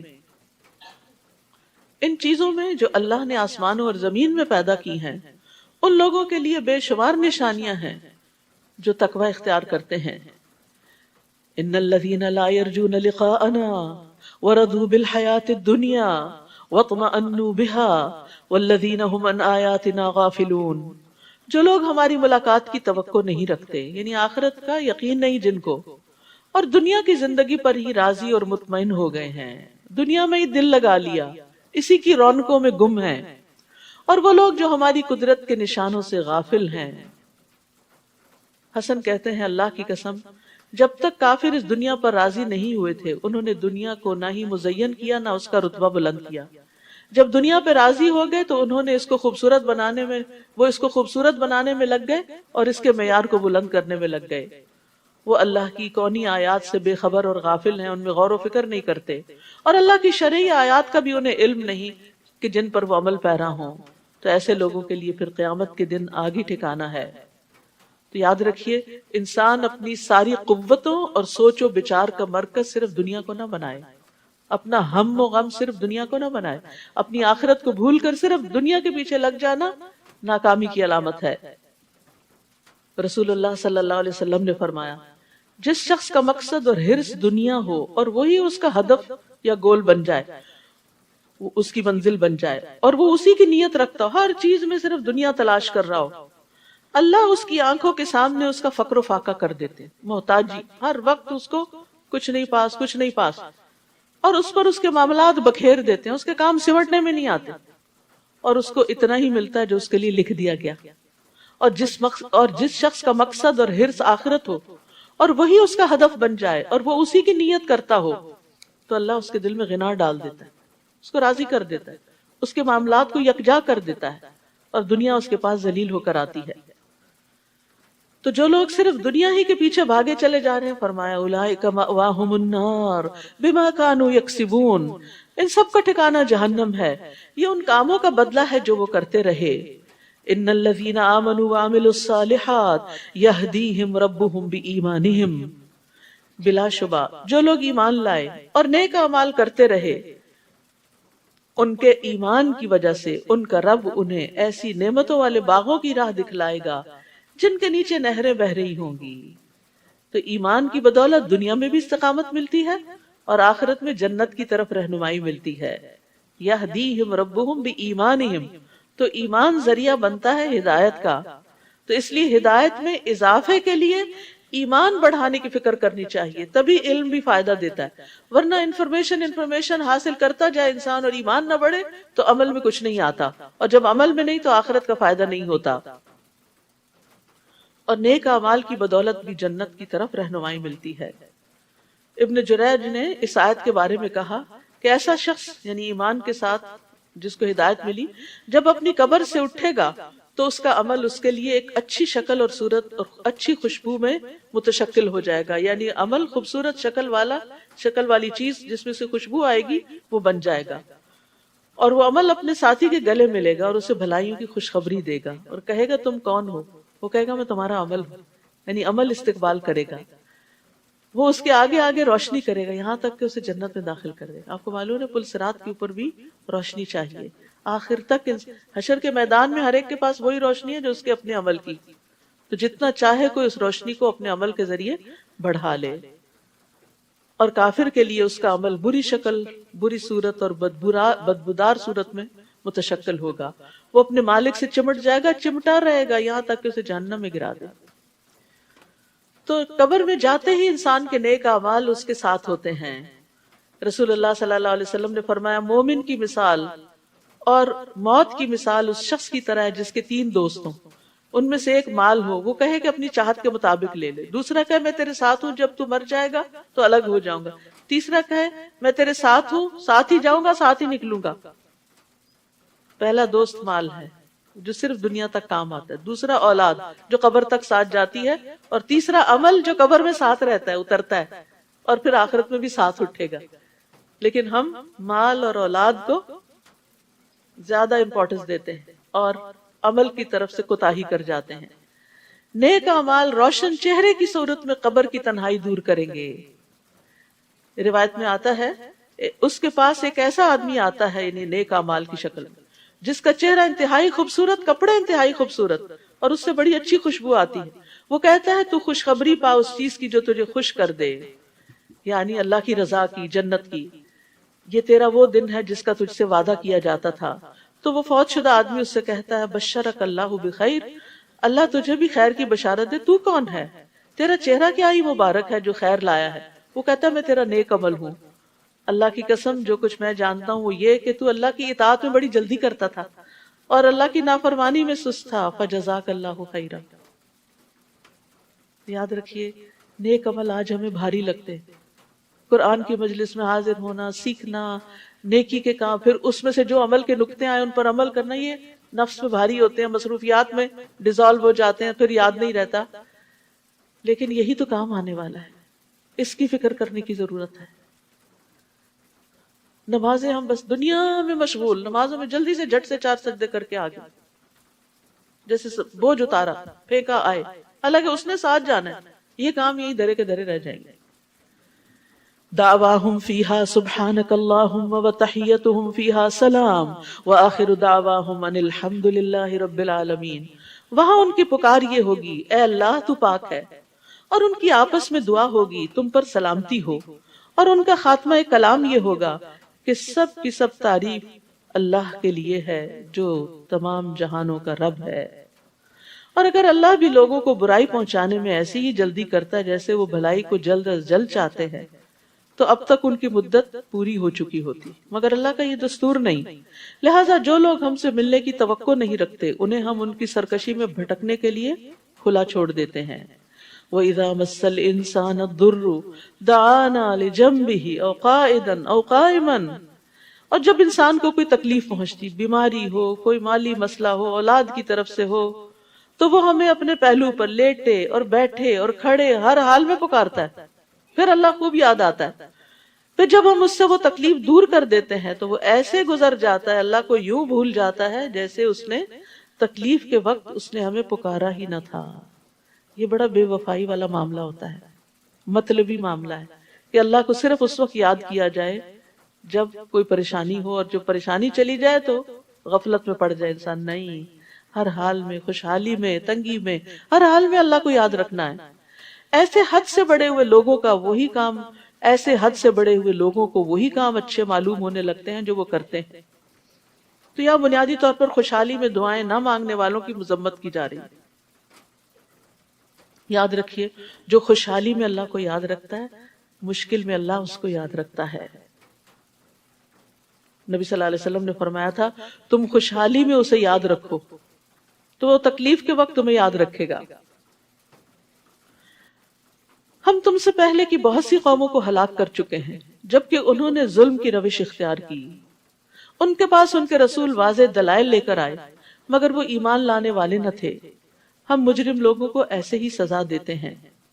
پھر ان کے بعد ہم نے تمہیں زمین میں ان کا جانشین بنایا تاکہ ہم دیکھیں کہ تم کیسے عمل کرتے ہو۔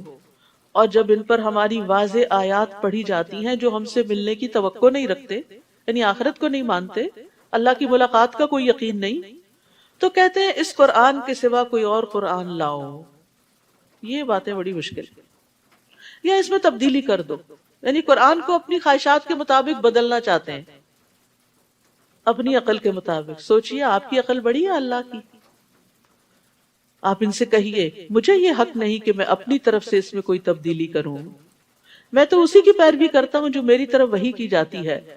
اگر میں اپنے رب کی نافرمانی کروں تو میں بڑے دن کے عذاب سے ڈرتا ہوں کہ اس دن پکڑ ہو جائے گی۔ نیز آپ کہیے اگر اللہ چاہتا تو میں تمہارے سامنے یہ قرآن نہ پڑھتا اور نہ ہی اللہ تمہیں اس سے آگاہ کرتا. میں نے اس سے پہلے تمہارے درمیان اپنی عمر کا بڑا حصہ گزارا ہے، پھر بھی تم نہیں سوچتے. یعنی محمد صلی اللہ علیہ وسلم نے 40 سال تک کوئی قرآن نہیں سنایا تھا، اب اللہ کا حکم آیا ہے تو سنا رہے ہیں، تو آخر تم کیوں نہیں سمجھتے؟ پھر اس شخص سے بڑا ظالم کون ہوگا جو اللہ پہ جھوٹ باندھے یا اس کی آیتوں کو جھٹلائے. ایسے مجرم کبھی فلاح نہیں پاتے. یہ لوگ اللہ کو چھوڑ کر ایسی چیزوں کی پرستش کرتے ہیں. اہل مکہ کی طرف اشارہ ہے جو اس وقت بت پرستی میں مبتلا تھے، جو ان کا نہ کچھ بگاڑ سکے نہ فائدہ پہنچا سکے، جن کے ہاتھ میں کوئی نفع نقصان نہیں، اور کہتے ہیں یہ اللہ کے ہاں ہمارے سفارشی ہوں گے. آپ ان سے کہیے کیا تم اللہ کو ایسی بات کی خبر دیتے ہو جس کا وجود نہ کہیں آسمانوں میں اسے معلوم ہوتا ہے اور نہ زمین میں؟ وہ ایسی باتوں سے پاک اور بالا تر ہے جو شرک یہ کرتے ہیں. ابتدا میں لوگ ایک ہی امت تھے، پھر انہوں نے آپس میں اختلاف کیا، اور اگر تیرے رب کی طرف سے ایک بات پہلے سے طے شدہ نہ ہوتی تو جس بات میں وہ اختلاف کر رہے تھے ان کے درمیان اس کا فیصلہ ہو چکا ہوتا. نیز کہتے ہیں کہ اس پر اس کے رب کی طرف سے کوئی معجزہ کیوں نہیں اتارا گیا. آپ ان سے کہیے غیب کی امور تو اللہ کے اختیار میں ہیں، لہٰذا تم بھی انتظار کرو اور میں بھی تمہارے ساتھ انتظار کرتا ہوں. وَإِذَا أَذَقْنَا النَّاسَ رَحْمَةً مِّن بَعْدِ ضَرَّاءَ مَسَّتْهُمْ، اور جب کوئی تکلیف پہنچنے کے بعد ہم انہیں اپنی رحمت کا مزہ چکھاتے ہیں، یعنی مشکل وقت دور ہو جاتا ہے، تو پھر یہ ہماری نشانیوں کی مختلف توجیہات پیش کر کے اس میں چال بازیاں شروع کر دیتے ہیں. آپ ان سے کہیے کہ اللہ بہت جلد تمہاری چال بازیوں کا جواب دے گا. جو چالیں تم چل رہے ہو یقیناً ہمارے رسول یعنی فرشتے انہیں لکھتے جا رہے ہیں. یعنی انسان اللہ کے تعالیٰ کے ساتھ جیسا بھی معاملہ کرتا ہے، بے وفائی کا، خود غرضی کا، وہ سب کچھ لکھا جا رہا ہوتا ہے اور اللہ کو براہ راست بھی معلوم ہے.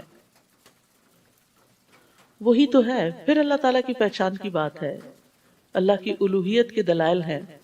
وہی تو ہے جو تمہیں خشکی اور سمندر میں سیر کراتا ہے، حتیٰ کہ جب تم کشتی میں سوار ہوتے ہو تو وہ کشتیاں باد موافق سے انہیں لے کر چلتی ہیں اور وہ اس سے خوش ہوتے ہیں کہ یکدم ان کشتیوں کو آندھی آ لیتی ہے اور ہر طرف سے موجوں کے تھپیڑے لگنے شروع ہو جاتے ہیں اور انہیں یقین ہو جاتا ہے کہ اب گھیرے میں آ گئے، اب نہیں بچتے.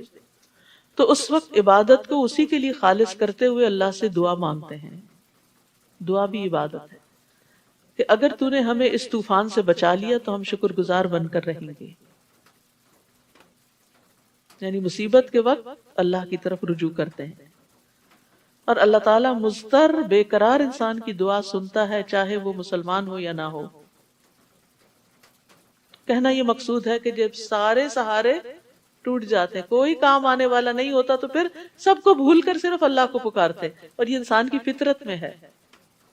پھر جب اللہ نے انہیں بچا لیا تو فوراً حق سے منحرف ہو کر زمین میں بغاوت کرنے لگتے ہیں، خشکی پہ اتر کے پھر سے وہی شروع کر دیتے ہیں، وہی شرک، وہی نافرمانی. لوگوں دھیان سے سن لو، تمہاری سرکشی کا وبال تم ہی پر پڑے گا. دنیا کی زندگی کے چند روزہ مزے لوٹ لو، پھر تمہیں ہمارے پاس ہی آنا ہے اور ہم تمہیں بتا دیں گے کہ تم کیا کیا کرتے تھے. یعنی دنیا میں انسان کتنے دن اللہ سے بھاگ سکتا. سوچئے ہم دین کی طرف نہیں آنا چاہتے، نہ آئے، بھاگے اللہ سے، بھاگے بھاگے بھاگے، کہاں پہنچیں گے؟ اللہ ہی کے پاس پہنچیں گے. تو پھر بھاگنے کا کیا فائدہ؟ اطاعت کی طرف آ جائیں. جب جانا اسی کے پاس ہے تو اس کو راضی کر لے. انما مثل الحیات الدنیا کما، دنیا کی زندگی کی مثال تو ایسے ہے جیسے ہم نے آسمان سے پانی برسایا. آج صبح خوب دیکھا ہوگا آپ نے برستی بارش کو، جس سے زمین کی نباتات خوب گھنی ہو گئی، جس سے انسان بھی کھاتے ہیں اور چوپائے بھی، حتیٰ کہ زمین اپنی بہار پر آ گئی اور خوشنما معلوم ہونے لگی، ہر طرف سبزہ ہو گیا، اور کھیتی کے مالکوں کو یقین ہو گیا کہ وہ اس پیداوار سے فائدہ اٹھانے پہ قادر ہیں. تو یکا یک رات کو یا دن کو ہمارا عذاب آ پہنچا، تو ہم نے اس کو کٹی ہوئی کھیتی کی طرح بنا دیا، سب برباد ہو گیا. بعض اوقات آپ لگاتے ہیں نا اس سیزن میں پھول وول، تو ایک دن فراسٹ آ جاتی ہے اور سب کچھ ختم ہو جاتا ہے، جیسے کل وہاں کچھ تھا ہی نہیں. دنیا کی رونقیں تو اس طرح ختم ہو جاتی ہیں. اسی طرح ہم اپنی آیات ان لوگوں کے لیے تفصیل سے بیان کرتے ہیں جو کچھ غور و فکر کرتے ہیں. یاد رکھیے قیامت کے دن دنیا یوں لگے گی جیسے کوئی چیز ہی نہ تھی، انتہائی حقیر. گھر میں، اپنے آپ میں، اپنے اولاد میں جن جن چیزوں کو ہم بہت بڑا سمجھتے ہیں، جن سے بڑا خوش ہوتے ہیں، امپریس ہوتے ہیں، انسپائر ہوتے ہیں، ان سب چیزوں کے بارے میں سوچئے. آج جائیے اور ضرور دیکھیے. ہوتا ہے نا کہ کوئی پرفیوم آپ کو بڑا پسند ہے، کوئی جیولری آپ کو اپنی بڑی اچھی لگتی ہے، کوئی اپنا ڈریس آپ کو بڑا پسند ہوتا ہے، تو آپ اس کو نہ کسی کو دیتے ہیں، نہ سنبھال سنبھال کے رکھتے ہیں، تھوڑا تھوڑا یوز کرتے ہیں ختم نہ ہو جائے. کتنی چیزیں ہوتی ہیں جن کے ساتھ ہماری ایموشنل میموریز منسلک ہوتی ہیں. یہ فلاں موقع کی یادگار ہے، یہ فلاں وقت کی چیز ہے، نانی دادی پڑنانی کے وقت سے چیزیں لے لے لے کے چل رہے ہوتے ہیں. کبھی سوچیں وہ بھی چھوڑ گئے، ہم نے بھی چھوڑ جانا ہے. اس وقت کو ان چیزوں کی سیوا میں نہ استعمال کریں. آگے کی سوچیں وہاں کیا کام آئے گا، وہاں کیا فائدہ دے گا، وہاں کے لیے جمع کریں ان کو. دنیا میں سب سے زیادہ خوشحال شخص جب جہنم کا دور ہوگا اس سے پوچھے گا، جہنم کا دارو اس سے پوچھا جائے گا کہ آدم کے بیٹے کبھی تو نے کوئی بھلائی دیکھی؟ کیا تمہیں کبھی کوئی نعمت چھو کر گزری؟ کہے گا میرے رب کی قسم میں نے کبھی بھی نہیں کچھ دیکھا. یہ اس شخص کا جواب ہوگا جو دنیا میں سب سے زیادہ خوشحال ہوگا. اور دنیا میں سب سے زیادہ تکلیف اور تنگی والا کہے گا جنت دیکھ کے میں نے کبھی کوئی تکلیف دیکھی نہیں، سب بھول جائے گا. اور جنت کی نعمتیں دیکھ کے دنیا کی یہ حقیر چیزیں جن کو ہم بہت بڑا سمجھتے ہیں، ان کو وہاں لانا نہیں چاہیں گے کہ وہ میرا دنیا میں بڑی قیمتی چیز ہے، مجھے ذرا جنت میں پہنچا دی جائے. نہیں نہیں، اس کی کوئی ویلیو نہیں. اب جن دنیا کی چیزوں کو اب ہم بہت ویلیو دیتے ہیں کچھ بھی نہیں ہے، حقیر ترین ہے اگر یہ اطاعت میں نہیں لگ رہی. ہاں اگر کوئی بھی چیز، آپ کی گاڑی ہے، آپ کا وقت ہے، کوئی بھی چیز اللہ کی اطاعت میں خیر اور نیکی کے کاموں میں لگ رہا ہے، وہ ورت ہے، وہ وہاں بھی کام آ جائے گا، وہ ساتھ ہوگا، وہ خوشنما شخص کی شکل میں آپ کے ساتھ آ جائے گا. تو دنیا جو ہے آفات کا گھر ہے، فانی ہے، یہاں کی راحتیں بہت تھوڑی ہیں. اس لیے آخرت کے لیے اپنے آپ کو تھکانا چاہیے. للذین احسنوا الحسنى وزیادہ، جن لوگوں نے اچھے کام کیے ان کے لیے ویسا ہی اچھا بدلہ ہوگا. یعنی ایک کاغذ کے ایک صفحے پر دنیا میں جو جو کچھ آپ کر رہے ہیں اس کو جب پلٹا جائے گا آخرت کے دن وہی نکلے گا، اور اس سے بھی زیادہ. اور زیادہ کیا ہے؟ اللہ سبحانہ تعالیٰ کا دیدار. ان کے چہروں پر نہ سیاہی چھائے گی اور نہ ذلت. یہ لوگ جنتی ہیں جس میں وہ ہمیشہ رہیں گے. جب اہل جنت جنت میں چلے جائیں گے تو اللہ تبارک و تعالیٰ ان سے فرمائیں گے کیا تم مزید کچھ چاہتے ہو؟ وہ عرض کریں گے کیا تو نے ہمارے چہروں کو روشن نہیں کر دیا؟ کیا تو نے ہمیں جنت میں داخل نہیں کر دیا؟ کیا تو نے ہمیں آگ سے نجات نہیں دے دی؟ تو اللہ تعالیٰ فرمائے گا، اور اللہ تعالیٰ ان کے درمیان سے اپنا حجاب ہٹا دے گا. اللہ تعالیٰ کا جنتی اللہ تعالیٰ کا دیدار کریں گے تو جو کچھ انہیں ملا ہوگا ان میں سے سب سے زیادہ محبوب ترین چیز ان کے لیے رب کا دیدار ہوگا، جس کے بعد انہیں باقی چیزیں بہت چھوٹی لگیں گی. تو جو اللہ کی رضا اور اس کے دیدار اور اس کے چہرے کے لیے نیک عمل کرتے ہیں وہی اس کو پا سکیں گے. اور جن لوگوں نے برے برے کام کیے ان کو اتنا ہی بدلہ ملے گا جتنی ان کی برائی ہے، نہ کم نہ زیادہ. ان پر ذلت چھائی ہوئی ہوگی، کوئی انہیں اللہ سے بچانے والا نہ ہوگا. ان کے چہروں پر ایسی تاریکی چھائی ہوگی جیسے ان پر تاریک رات کے پردے پڑے ہوئے ہوں. یہی لوگ دوزخی ہیں جس میں وہ ہمیشہ رہیں گے. اور جس دن ہم سب کو اکٹھا کریں گے پھر جن لوگوں نے شرک کیا تھا انہیں ہم کہیں گے کہ تم اور تمہارے شریک اپنی اپنی جگہ پر ٹھہرے رہو. پھر ہم انہیں الگ الگ کر دیں گے تو ان کے بنائے ہوئے شریک انہیں کہیں گے تم تو ہماری بندگی کرتے ہی نہیں تھے. یعنی قیامت کے دن سب بیزار ہو جائیں گے. بہت سے لوگ سورج کے پیچھے چلیں گے، کچھ چاند کے، کچھ بتوں کے، اور پھر ان کو بھی جب جہنم میں پھینکا جائے گا تو وہ ساتھ ہی چلیں گے. ہمارے اور تمہارے درمیان اللہ کی گواہی کافی ہے، اور اگر تم کرتے بھی تھے تو ہم تمہاری عبادت سے بالکل بے خبر تھے. معبود وہاں جا کے انکاری ہو جائیں گے. اس وقت ہر شخص اپنے اعمال کو جو اس نے آگے بھیجے ہوں گے جانچ لے گا، اور وہ سب اللہ کی طرف لوٹائے جائیں گے جو ان کا حقیقی مالک ہے. اور جو کچھ افطرا پردازیاں وہ کرتے رہے سب انہیں بھول جائیں گے. قُلْ مَن يَرْزُقُكُم مِّنَ السَّمَاءِ وَالْأَرْضِ، آپ ان سے پوچھیے آسمان اور زمین سے تمہیں رزق کون دیتا ہے. سوچے انسان پانی ہو، چارہ ہو، کھانا ہو، کہاں سے آتا ہے؟ اللہ پانی نہ برسائے تو پانی ختم ہو جائے آپ کا، برف نہ پڑے تو ذخیرے ختم ہو جائیں، زمین کچھ نہ اگائے تو کھانے کو کچھ نہ ملے. یا وہ کون ہے جو سماعت اور بینائی کی قوتوں کا مالک ہے؟ کون ہے جو مردہ سے زندہ کو اور زندہ سے مردہ کو نکالتا ہے؟ کون ہے جو کائنات کا نظام چلا رہا ہے؟ وہ فوراً بول اٹھیں گے کہ اللہ.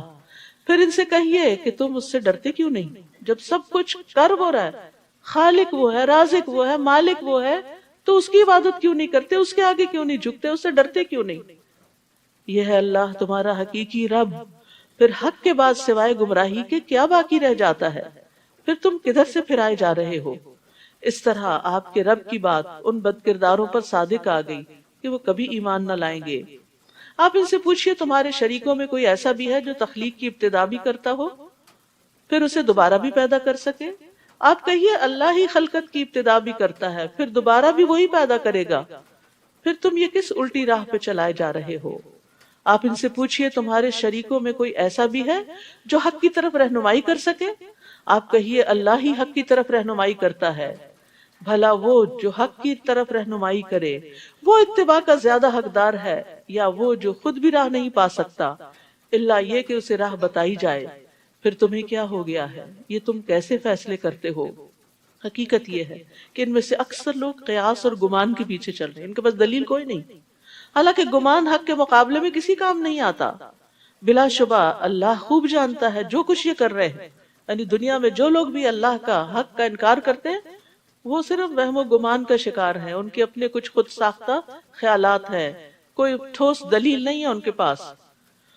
پھر فرمایا قرآن ایسی چیز نہیں جسے اللہ کے سوا کوئی اور بھیج سکے، بلکہ یہ تو قرآن ایسی چیز نہیں جسے اللہ کے سوا کوئی اور بنا سکے، بلکہ یہ تو اپنے سے پہلی کتابوں کی تصدیق کرتی ہے اور الکتاب کی تفصیل ہے، اس میں کوئی شک نہیں کہ رب العالمین کی طرف سے نازل شدہ ہے.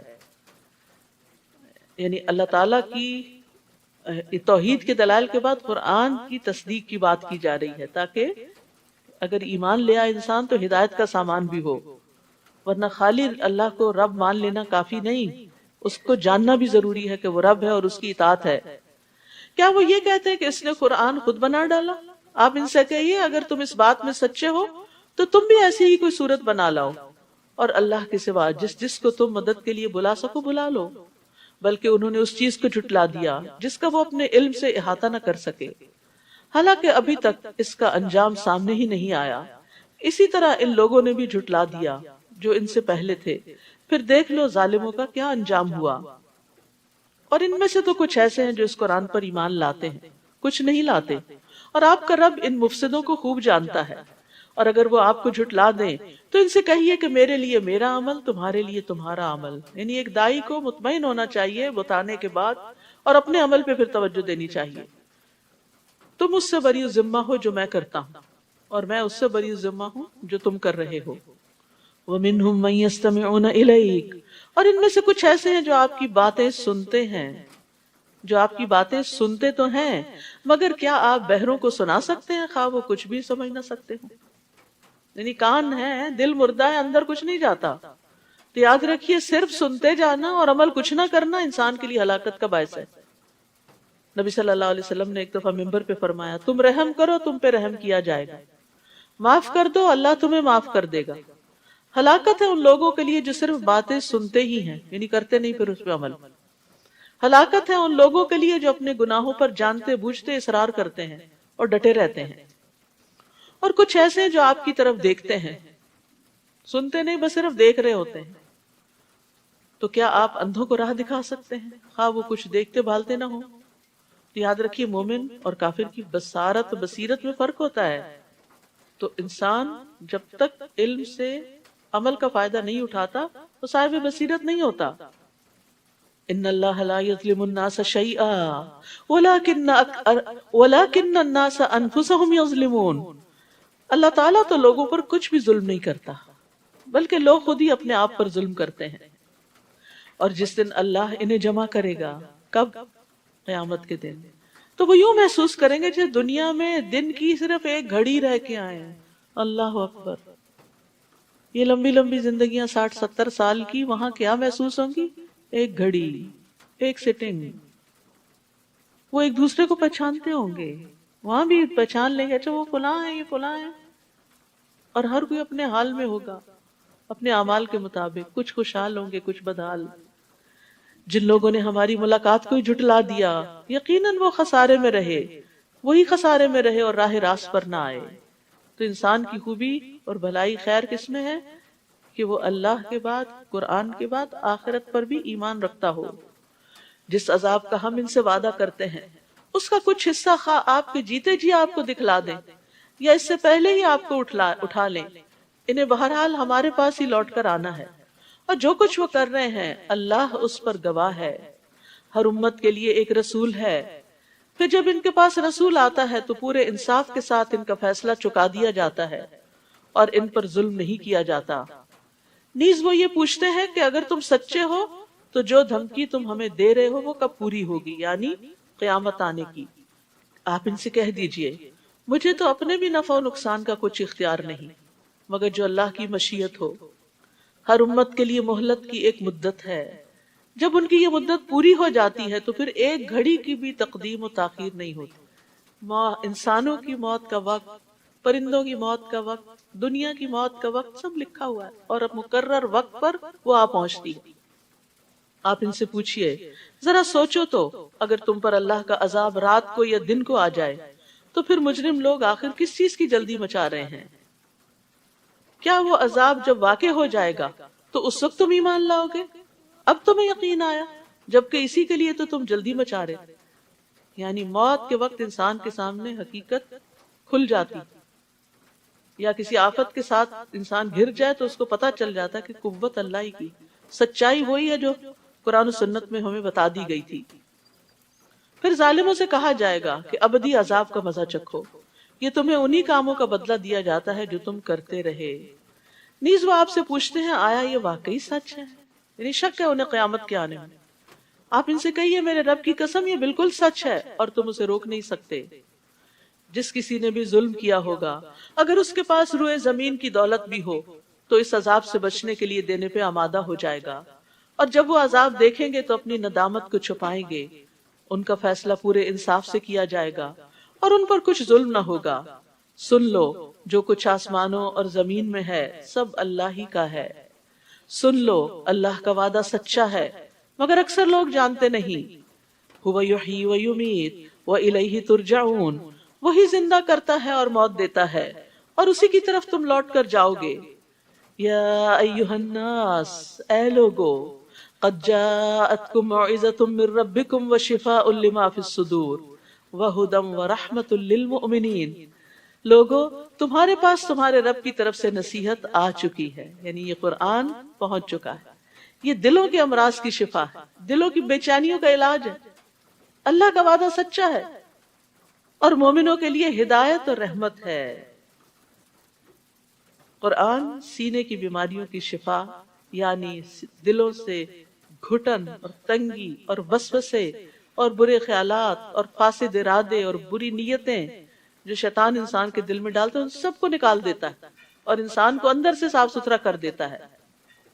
اسی طرح قرآن مجید عام بیماریوں کے لیے بھی شفا ہے، خاص طور پر سورۃ الفاتحہ. دلوں، ابن قیم کہتے ہیں دلوں اور جسموں کی بیماریوں میں سے کوئی بیماری ایسی نہیں جس کا علاج اور اس کے سبب کی طرف رہنمائی کا ذریعہ قرآن میں موجود نہ ہو. تو اس نعمت اور اس رحمت اور ہدایت کے آنے پر ہمارا طرز عمل کیا ہونا چاہیے؟ قل بفضل اللہ وبرحمتہ فبذلک فلیفرحوا ھو خیر مما یجمعون. آپ لوگوں سے کہیے یہ کتاب اللہ کے فضل اور اس کی مہربانی سے نازل کی گئی ہے، لہٰذا انہیں اس پر خوش ہونا چاہیے. اس کو پا کر، اس کو پڑھ کے، اس کو سن کے، اس کو سمجھ کے، اس پہ عمل کر کے، اس کے ذریعے اپنا علاج کر کے، یہ ان تمام چیزوں سے بہتر ہے جو وہ جمع کر رہے ہیں. یعنی قرآن کو چھوڑ کر لوگ جن اور چیزوں میں مصروف ہیں اور ان کو پریفرنس دیتے ہیں، یہ قرآن اس سے زیادہ بہتر ہے. آپ ان سے کہیے کیا تم نے سوچا کہ اللہ نے تمہارے لیے جو رزق اتارا تھا اس میں سے تم نے خود ہی کسی کو حرام قرار دے لیا اور کسی کو حلال، تو کیا اللہ نے تمہیں اس کی اجازت دی تھی یا تم اللہ پر افترا کرتے ہو؟ اور جو لوگ اللہ پر جھوٹ باندھتے ہیں ان کا قیامت کے دن کے متعلق کیا خیال ہے؟ اللہ تو سب لوگوں پر مہربان ہے، لیکن اکثر لوگ شکر ادا نہیں کرتے۔ اے نبی، تم جس حال میں بھی ہوتے ہو اور قرآن میں سے جو کچھ بھی سناتے ہو، اور اے لوگو جو کام بھی تم کر رہے ہوتے ہو، ہم ہر وقت تمہارے پاس ہوتے ہیں جب تم اس میں مشغول ہوتے ہو۔ زمین اور آسمان میں کوئی ذرہ برابر بھی ایسی چیز نہیں جو آپ کے رب سے چھپی رہ سکے، یعنی رب کے علم نے ہر چیز کو گھیرا ہوا ہے، اور ذرے سے بھی چھوٹی، یعنی قرآن کیا بتاتا ہے؟ ذرے سے بھی چھوٹی چیز ہے، ذرہ بھی ٹوٹ سکتا ہے اور بہت بڑی طاقت بن جاتا ہے، ایٹم بم بن جاتا ہے۔ تو ذرے سے بھی چھوٹی یا اس سے بڑی کوئی بھی چیز ایسی نہیں جو واضح کتاب یعنی لوح محفوظ میں درج نہ ہو، ہر چیز ریکارڈڈ ہے۔ سبحان اللہ، اس لیے کوئی علم گمنے والا نہیں، یعنی اللہ کا علم لکھا ہوا بھی ہے۔ الا ان اولیاء اللہ لا خوف علیہم ولا هم يحزنون، سن لو جو اللہ کے دوست ہیں انہیں نہ کچھ خوف ہوگا نہ وہ غمگین ہوں گے۔ تو مومن پہ دنیاوی غم تو ہوتے ہیں، جیسے نبی صلی اللہ علیہ وسلم حضرت ابراہیم بیٹے کی وفات پر غمزدہ ہوئے تھے، لیکن مومن کا غم مستقل طور پہ برقرار نہیں رہتا، وقتی طور پر اس کو غم آتا ہے، پھر قرآن اس کے لیے شفا بن جاتا ہے، اللہ کی ہدایت، اور وہ اس غم سے باہر نکل آتا ہے، یعنی دائمی غم لاحق نہیں ہوتا۔ اسی طرح ذلت کا غم، دشمن کے غلبے کا غم، دین کے اقتدار کے ختم ہونے کا غم، یہ غم ہوتے ہیں، لیکن پھر اللہ تعالیٰ تسلی بھی دیتا ہے۔ نبی صلی اللہ علیہ وسلم نے فرمایا اللہ کے بندوں میں سے کچھ لوگ ایسے بھی ہوں گے جو نہ نبی ہوں گے نہ شہید، مگر قیامت کے دن اللہ کے ہاں ان کے بلند مراتب و منازل کی وجہ سے انبیاء اور شہداء ان پہ رشک کریں گے۔ کتنے خوش قسمت لوگ ہیں۔ صحابہ نے عرض کیا اللہ کے رسول ہمیں بتائیں وہ کون لوگ ہوں گے، کیونکہ ان کو نیکیوں کی حرص تھی۔ آپ نے فرمایا یہ وہ لوگ ہوں گے جو آپس میں اللہ کی کتاب یا اللہ سے محبت کی بنا پہ محبت کرتے تھے، ان کی آپس کی محبت اللہ کی کتاب کی وجہ سے تھی، یعنی ان کے درمیان کامن چیز قرآن تھا، حالانکہ ان کا آپس میں نہ کوئی رشتہ تھا نہ مالی لین دین تھا، کوئی بزنس ڈیلنگز نہیں تھی، بس اللہ کی قسم ان کے چہرے پر نور ہوں گے۔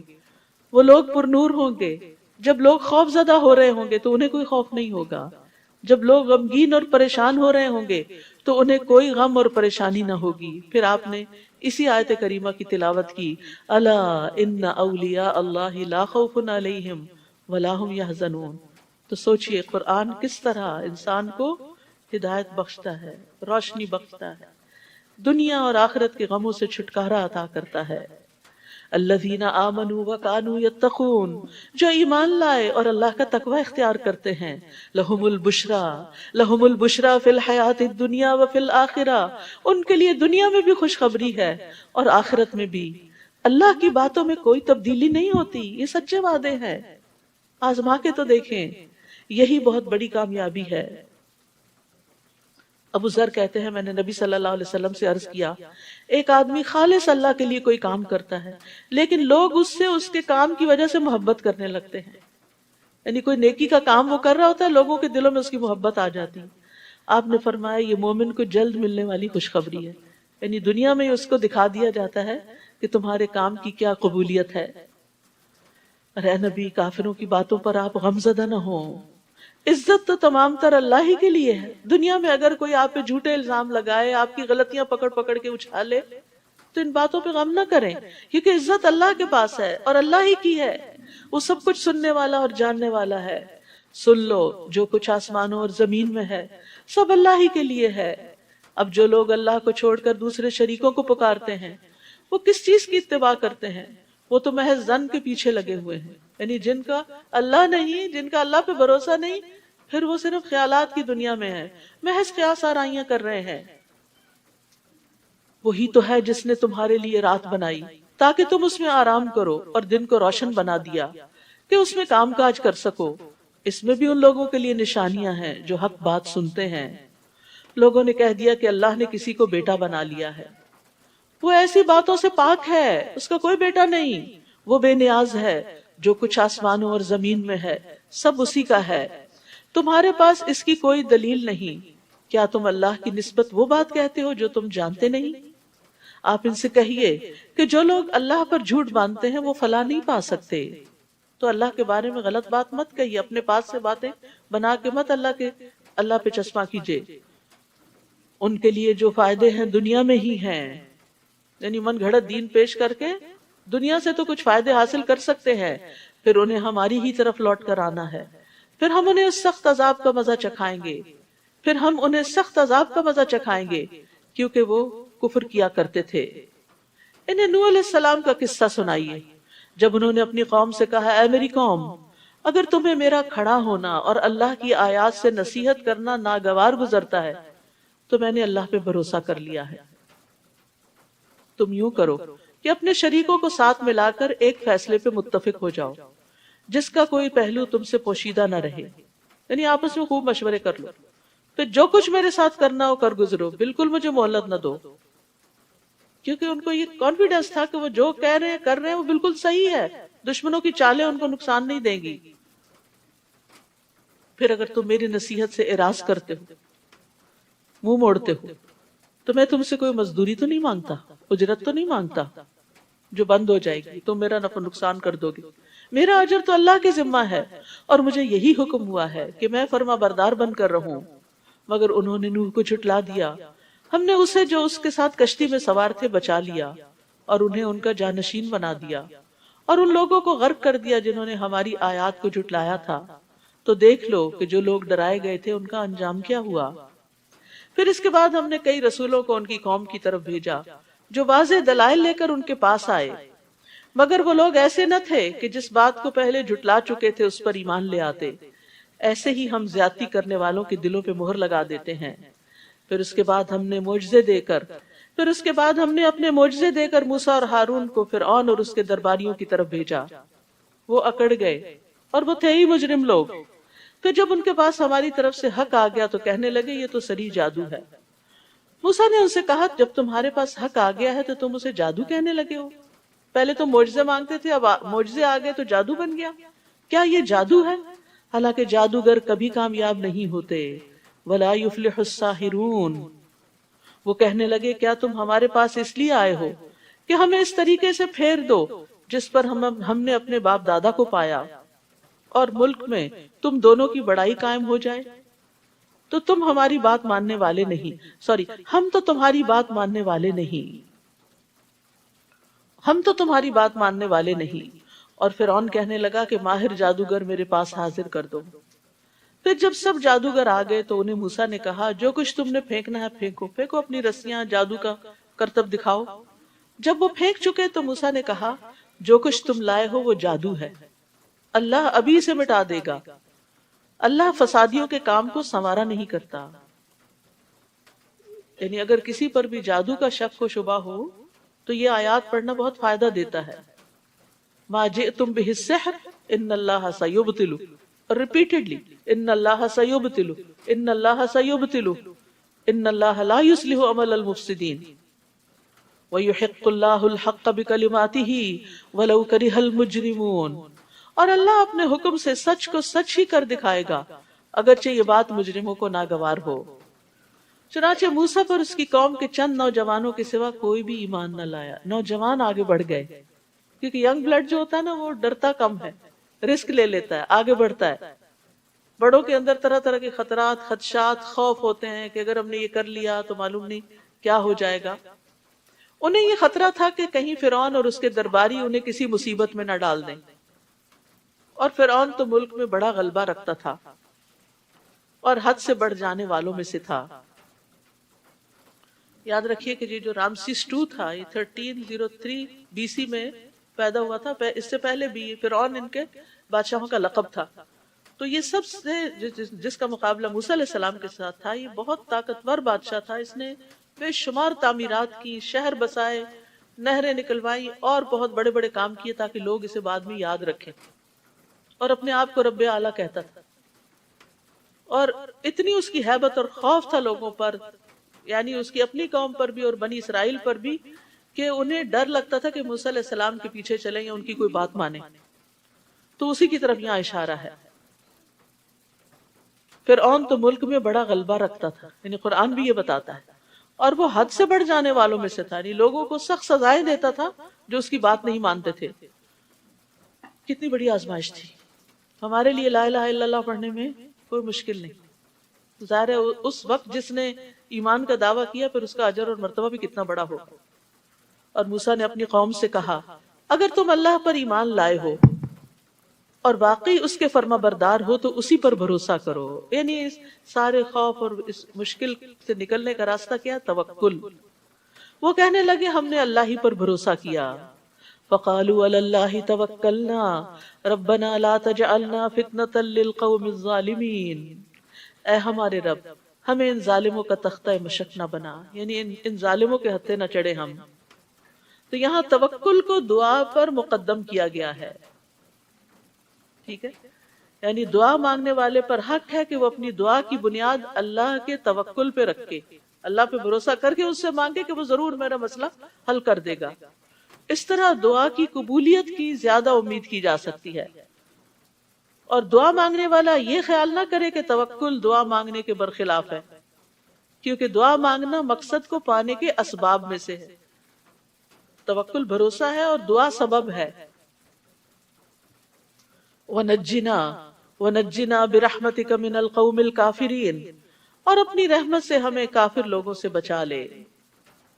ہم نے موسیٰ اور اس کے بھائی کی طرف وحی کی کہ اپنی قوم کے لیے مصر میں گھر منتخب کرو اور ان گھروں کو قبلہ بنا کر نماز قائم کرو اور اہل ایمان کو خوشخبری دے دو۔ یہاں بہت بڑی نصیحت اور سبق ہے ان لوگوں کے لیے جو آپریشن میں رہتے ہیں، جن کو اپریس کیا جاتا ہے اور جن کے ہاں مذہبی آزادی نہیں ہوتی، مسجدوں میں نہیں جا سکتے، اکٹھے بیٹھ نہیں سکتے، کہیں دین کی بات نہیں کر سکتے۔ یہاں آپ بہت خوش قسمت ہیں کہ آپ کو اپنے دین پر چلنے کی پوری آزادی اور سپورٹ حاصل ہے۔ تو یہ اللہ کا بہت بڑا شکر اور انعام ہے کہ انسان کو اپنے دین کے اوپر پریکٹس کی سہولت نصیب ہو، لیکن ہر جگہ ایسا نہیں ہوتا، یہ آزادی ہر جگہ نہیں ہوتی۔ کچھ جگہ پر اللہ کو ماننے والے بڑے پسے ہوئے بھی ہوتے ہیں، تو ان کو پھر بہت بڑے بڑے اجتماعات اور بڑی بڑی جگہوں پہ اکٹھا ہونے کے بجائے کیا کرنا چاہیے کہ جہاں موجود ہیں وہیں پر ہی اللہ کا نام لیں۔ یعنی حالات تو ایک جیسے نہیں رہتے، کبھی آپ بڑا کام کر لیتے ہیں اور کبھی آپ نہیں کر سکتے، تو جہاں جیسے بھی حالات ہو اس کے مطابق اسٹریٹجی بنائیں۔ اور یہاں پر کیا کہا گیا کہ گھروں کو قبلہ بنا کر نماز قائم، یعنی گھر کے اندر ہی مصلی بنا لو اور اہل ایمان کو خوشخبری دے دو۔ نہیں، عبادت تو نہیں چھوڑنی، عبادت تو نہیں چھوڑنی، جیسے ممکن ہو، جس طرح کا حال ہو ویسے ہی طریقہ اختیار کر لو۔ اور موسیٰ علیہ السلام نے اللہ سے دعا کی، اے رب تو نے اس دنیا کی زندگی میں فرعون اور اس کے درباریوں کو ٹھاٹ باٹ اور اموال دے رکھے ہیں کہ وہ لوگوں کو تیری راہ سے گمراہ کرتے رہیں، یعنی وہ دنیاوی اسباب کے زیادہ ہونے کی وجہ سے لوگوں کو پریس کرتے ہیں۔ اے رب ان کے اموال کو غارت کر دے، ان کے دلوں کو ایسا سخت بنا دے کہ جب تک دردناک عذاب نہ دیکھ لیں ایمان نہ لائیں۔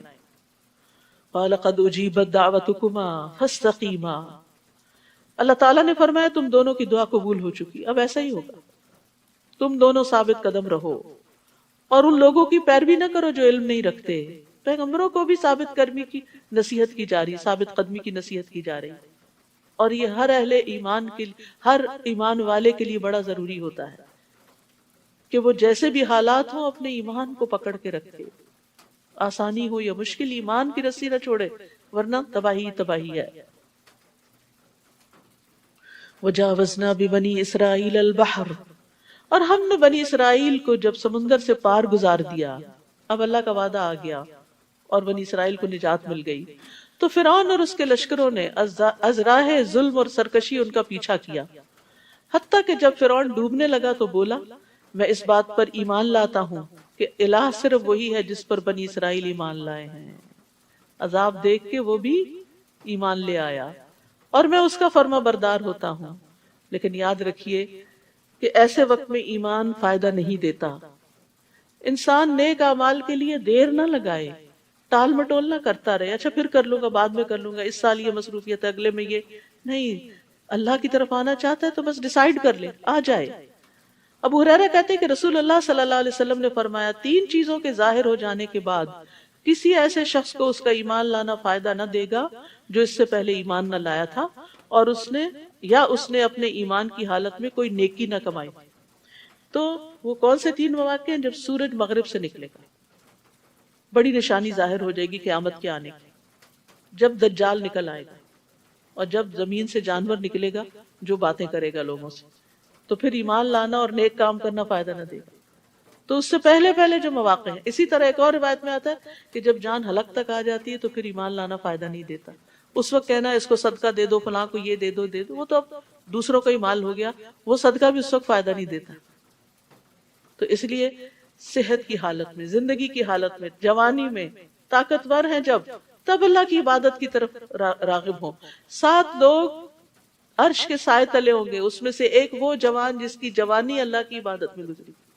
بڑھاپے کا انتظار نہ کریں کہ جب ریٹائر ہوں گے تو اچھے کام شروع کریں گے، والنٹیئر کریں گے. جوانی میں ہی وقت نکالیں، کچھ وقت دنیا کے لیے اور کچھ دین کے لیے. فرمایا اب تو ایمان لاتا ہے جبکہ اس سے پہلے نافرمانی کرتا رہا اور مفسد بنا رہا. آج تو ہم تیری لاش کو بچا لیں گے تاکہ تو بعد میں آنے والوں کے لیے نشان عبرت بنے، اگرچہ اکثر لوگ ہماری آیتوں سے غفلت برتتے ہیں. تو اس فرعون کی رامسس II کی لاش جو ہے وہ اب مصر کے عجائب گھر میں ہے، لوگ جا کر اس کو دیکھتے ہیں. اور وہ فرانس بھی لائی گئی اور اس کو کئی توپوں کی سلامی دی گئی. اور تو یہ ایک نشانی ہے. اللہ نے قرآن میں کہا کہ ہم تیری لاش کو بچا لیں گے، اور آج وہ دنیا میں موجود ہے. قرآن کی سچائی کی دلیل ہے. لیکن بہت سے لوگ آیات سے غافل ہیں. ہم نے بنی اسرائیل کو رہنے کے لیے یقیناً عمدہ جگہ دی اور کھانے کو پاکیزہ چیزیں دی. پھر انہوں نے باہم اس وقت اختلاف کیا جبکہ ان کے پاس علم آ چکا تھا. یقیناً آپ کا رب ان میں قیامت کے دن ان باتوں کا فیصلہ کر دے گا جن میں وہ اختلاف کیا کرتے تھے. پھر اگر آپ کو اس کتاب کے بارے میں کچھ شک ہو جو ہم نے آپ کی طرف نازل کی ہے تو ان لوگوں سے پوچھ لیجئے جو آپ سے پہلے کتاب یعنی تورات پڑھتے ہیں. یقیناً آپ کے پاس آپ کے رب کی طرف سے حق آ چکا ہے، لہٰذا آپ شک کرنے والوں میں سے نہ ہو. اصل میں آپ کو شک نہیں تھا، آپ کو کہہ کے سنایا دوسروں کو جا رہا ہے جو شک کرنے والے ہیں. اور نہ ہی ان لوگوں میں سے ہوں جنہوں نے اللہ کی آیات کو جھٹلا دیا، ورنہ نقصان اٹھاؤ گے. جن لوگوں پر آپ کے رب کا حکم یعنی عذاب ثابت ہو چکا وہ ایمان نہیں لائیں گے. تقدیر کے مسئلے کو واضح کیا جا رہا ہے. یاد رکھیے تقدیر کا مسئلہ جب بھی سامنے آئے اور جب بھی یہ دل میں شک ہے کہ اچھا اگر اللہ نے مہری لگا دی ہے تو پھر تو نعوذ باللہ ان پہ ظلم ہے اور ان بندوں کا قصور نہیں ہے، تو ایک سوال اپنے سے بھی اور سوال کرنے والے سے بھی پوچھا کیجیے، کیا اللہ ظالم ہے یا عادل ہے؟ اللہ ظالم ہے یا مہربان ہے؟ کیا ہے؟ مہربان ہے، اس نے اپنے اوپر رحمت لکھ رکھی ہے. کیا اللہ حکیم اور علیم ہے یا لا علم ہے اور اس کے فیصلے بے ڈنگے ہیں؟ علیم.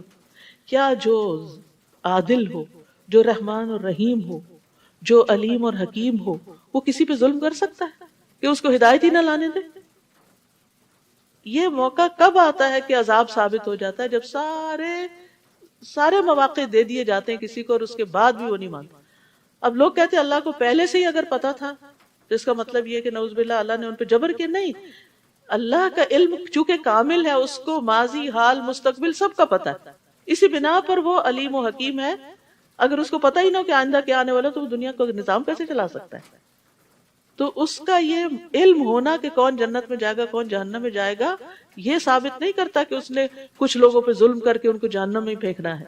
اس نے سب کو آزادی دی، اختیار دیا، ہدایت کا راستہ بتایا، اب پھر لوگوں پہ چھوڑا اور ان کو عمل کی راہ دی. کہ ابھی بات نہیں پڑھی تھی ہم نے، ان کا رب ان کے ایمان کی وجہ سے ان کو ہدایت دے گا. جو ایمان ہی نہ لائے، جو دلائل دیکھتے ہوئے بھی اپنی خواہشات کی بنا پر انکار کر دے، تو پھر اللہ تعالیٰ زبردستی بھی نہیں کرتا. تو جو لوگ تکبر کرتے ہیں، حق کو دیکھتے ہوئے قبول نہیں کرتے. اب دیکھیے نا، جب شامت آئی تو فرعون نے حق قبول کر لیا، تو پہلے کہاں تھا؟ جب اتنی نشانیاں، ید بیضا، عصا، سب کچھ دکھایا جا رہا تھا تو تم نہیں مانے تھے. تو اب اگر کہا جائے کہ فرعون پہ ظلم ہوا، اللہ کو پہلے سے پتا تھا فرعون نے جہنم میں جانا اس لیے گیا، نہیں، اللہ کو پتا تھا کہ یہ بندہ اپنے تکبر کی وجہ سے مان کے نہیں دے گا. تو اینڈ آف دا ڈے بات ہم ہی پہ آتی ہے کہ ہماری چوائس کیا ہے. فرمایا خواہ ان کے پاس کوئی بھی معجزہ آ جائے وہ نہیں مانیں گے حتیٰ کہ وہ دردناک عذاب نہ دیکھ لیں. پھر کیا یونس علیہ السلام کی قوم کے سوا کوئی ایسی مثال ہے کہ کوئی قوم عذاب دیکھ کر ایمان لائے تو اس کا ایمان اسے فائدہ دے؟ فرعون عذاب کو دیکھ کر ایمان لایا، فائدہ نہ ہوا، لیکن قوم یونس کو ہو گیا، سچے دل سے گڑ گڑائے، کیونکہ ان کے پیغمبر ان کو چھوڑ کے چلے گئے تھے، ابھی ان کی عذاب کا وقت نہیں آیا تھا، اس سے پہلے انہوں نے فائدہ اٹھا لیا۔ جب وہ ایمان لے آئے تو ہم نے دنیا کی زندگی میں ان سے رسوائی کا عذاب دور کر دیا اور ایک مدت تک انہیں سامان زیست سے فائدہ اٹھانے کا موقع دیا۔ اور اگر آپ پر رب چاہتا تو جتنے لوگ زمین میں موجود ہیں سب کے سب ایمان لے آتے، وہ زبردستی بھی مسلمان بنا سکتا ہے، پھر کیا آپ لوگوں کو مجبور کریں گے کہ وہ ایمان لائیں؟ آپ دیکھ رہے ہیں سورۃ یونس کا مزاج توحید، یعنی پوری عقائد پر بات ہوتی، اللہ پر ایمان، کتابوں پر ایمان، رسولوں پر ایمان، تقدیر پر ایمان، آخرت پر ایمان، تو یہ ایمان بڑھانے والی صورت ہے۔ پھر فرمایا کسی کے لیے یہ ممکن نہیں کہ وہ اللہ کے اذن کے بغیر ایمان لائے، اور اللہ تو ان لوگوں پر گندگی ڈالتا ہے جو عقل سے کام نہیں لیتے، یعنی عقل استعمال نہیں کرتے، ہدایت پاتے نہیں، تو پھر اللہ تعالیٰ بھی توفیق چھین لیتا ہے۔ آپ ان سے کہیے ذرا دیکھو تو آسمان اور زمین میں کچھ نشانیاں ہیں، مگر جو لوگ ایمان لانا ہی نہ چاہیں یہ نشانیاں اور تنبیہات ان کے کس کام آ سکتی ہیں؟ یعنی جو ہدایت چاہتا ہے اس کے لیے بڑے بڑے دلائل موجود ہیں۔ کیا یہ لوگ اس بات کا انتظار کر رہے ہیں کہ ان پر ویسے ہی برے دن آئے جیسے ان سے پہلے گزرے ہوئے لوگوں پر آ چکے، پچھلی قوموں کی طرح عذاب آئے؟ آپ ان سے کہیے اچھا تم بھی انتظار کرو اور میں بھی تمہارے ساتھ انتظار کرتا ہوں، پھر ہم رسولوں اور ایمان لانے والوں کو بچا لیتے ہیں۔ پچھلی ساری قوموں کا انجام یہی ہوا، ہم رسولوں اور ایمان لانے والوں کو بچا لیتے ہیں، یہی ہمارا طریقہ ہے کہ مومنوں کو بچا لینا ہمارے ذمہ ہوتا ہے، یہ اللہ کی خاص مدد ہوتی ہے۔ قُلْ يَا أَيُّهَا النَّاسُ، کہہ دیجئے اے لوگو اگر میرے دین کے بارے میں تمہیں کوئی شک ہے تو میں ان کی عبادت نہ کروں گا جن کی تم اللہ کو چھوڑ کر عبادت کر رہے ہو، میں تو اسی اللہ کی عبادت کرتا ہوں جو تمہیں وفات دیتا ہے، کہ تم موت کے وقت اپنے آپ کو بچا نہیں سکتے، عاجز ہو، اور مجھے یہی حکم ہوا ہے کہ میں ایمان لانے والوں میں سے ہو جاؤں۔ کس طرح عاجز کیا گیا؟ کوئی ڈاکٹر، کوئی دنیا کا بڑے سے بڑا انسان کسی کو موت کے منہ سے نہیں نکال سکتا، موت انسان کو عاجز کر کے رکھ دیتی، موت بتاتی ہے کہ کوئی اور ہے جس کا حکم چلتا ہے۔ نیز یہ کہ آپ یکسو ہو کر اسی دین اسلام کی طرف اپنا رخ قائم رکھیے اور شرک کرنے والوں میں سے نہ ہوئیے، اور اللہ کے سوا کسی کو مت پکاریں جو نہ آپ کو کچھ فائدہ پہنچا سکتا ہے اور نہ نقصان، اگر آپ ایسا کریں گے تو تب یقیناً ظالموں میں سے ہو جائیں گے۔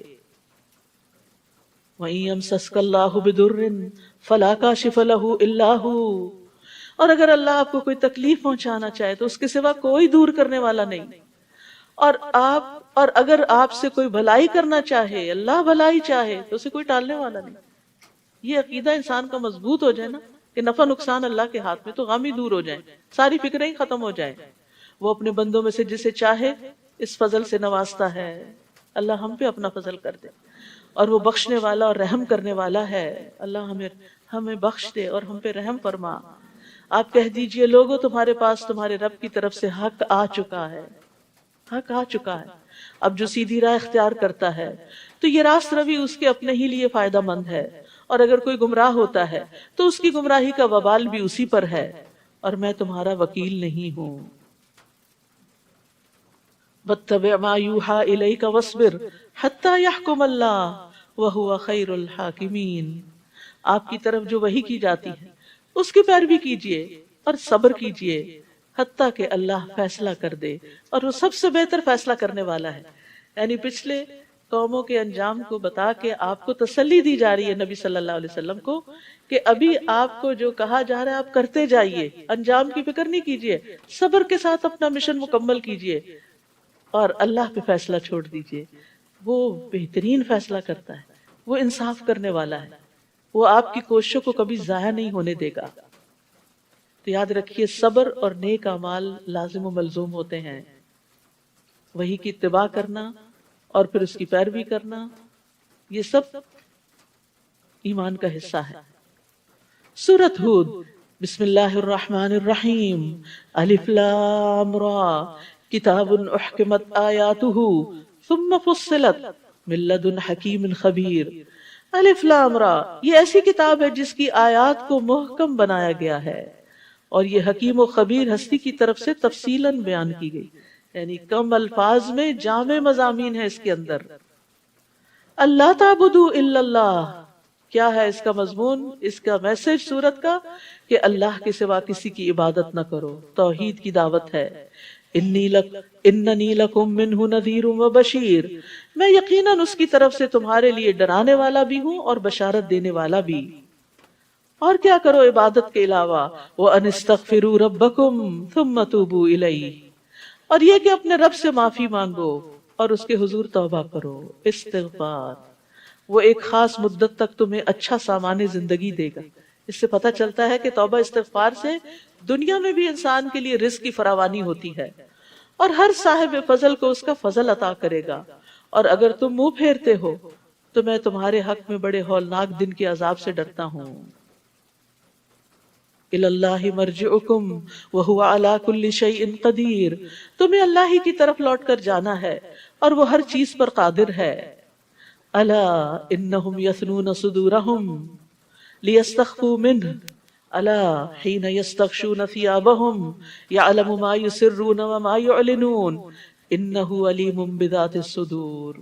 دیکھو جب لوگ اپنے سینوں کو موڑتے ہیں تاکہ اللہ سے چھپے رہیں، اور یہ اپنے آپ کو کپڑوں سے ڈھانپتے ہیں، اس وقت وہ سب کچھ جانتا ہے، اس وقت اللہ سب کچھ جانتا ہے جو وہ چھپاتے ہیں اور جو وہ ظاہر کرتے ہیں، کیونکہ وہ سینوں کے راز تک جاننے والا ہے۔ تو اس بات پر ایمان ہونا چاہیے کہ اللہ کا علم ہر چیز پر چھایا ہوا ہے، وہ کھلی اور چھپی ساری باتوں کو جاننے والا ہے، اس لیے اس کے ساتھ اپنا معاملہ درست کر لینا چاہیے۔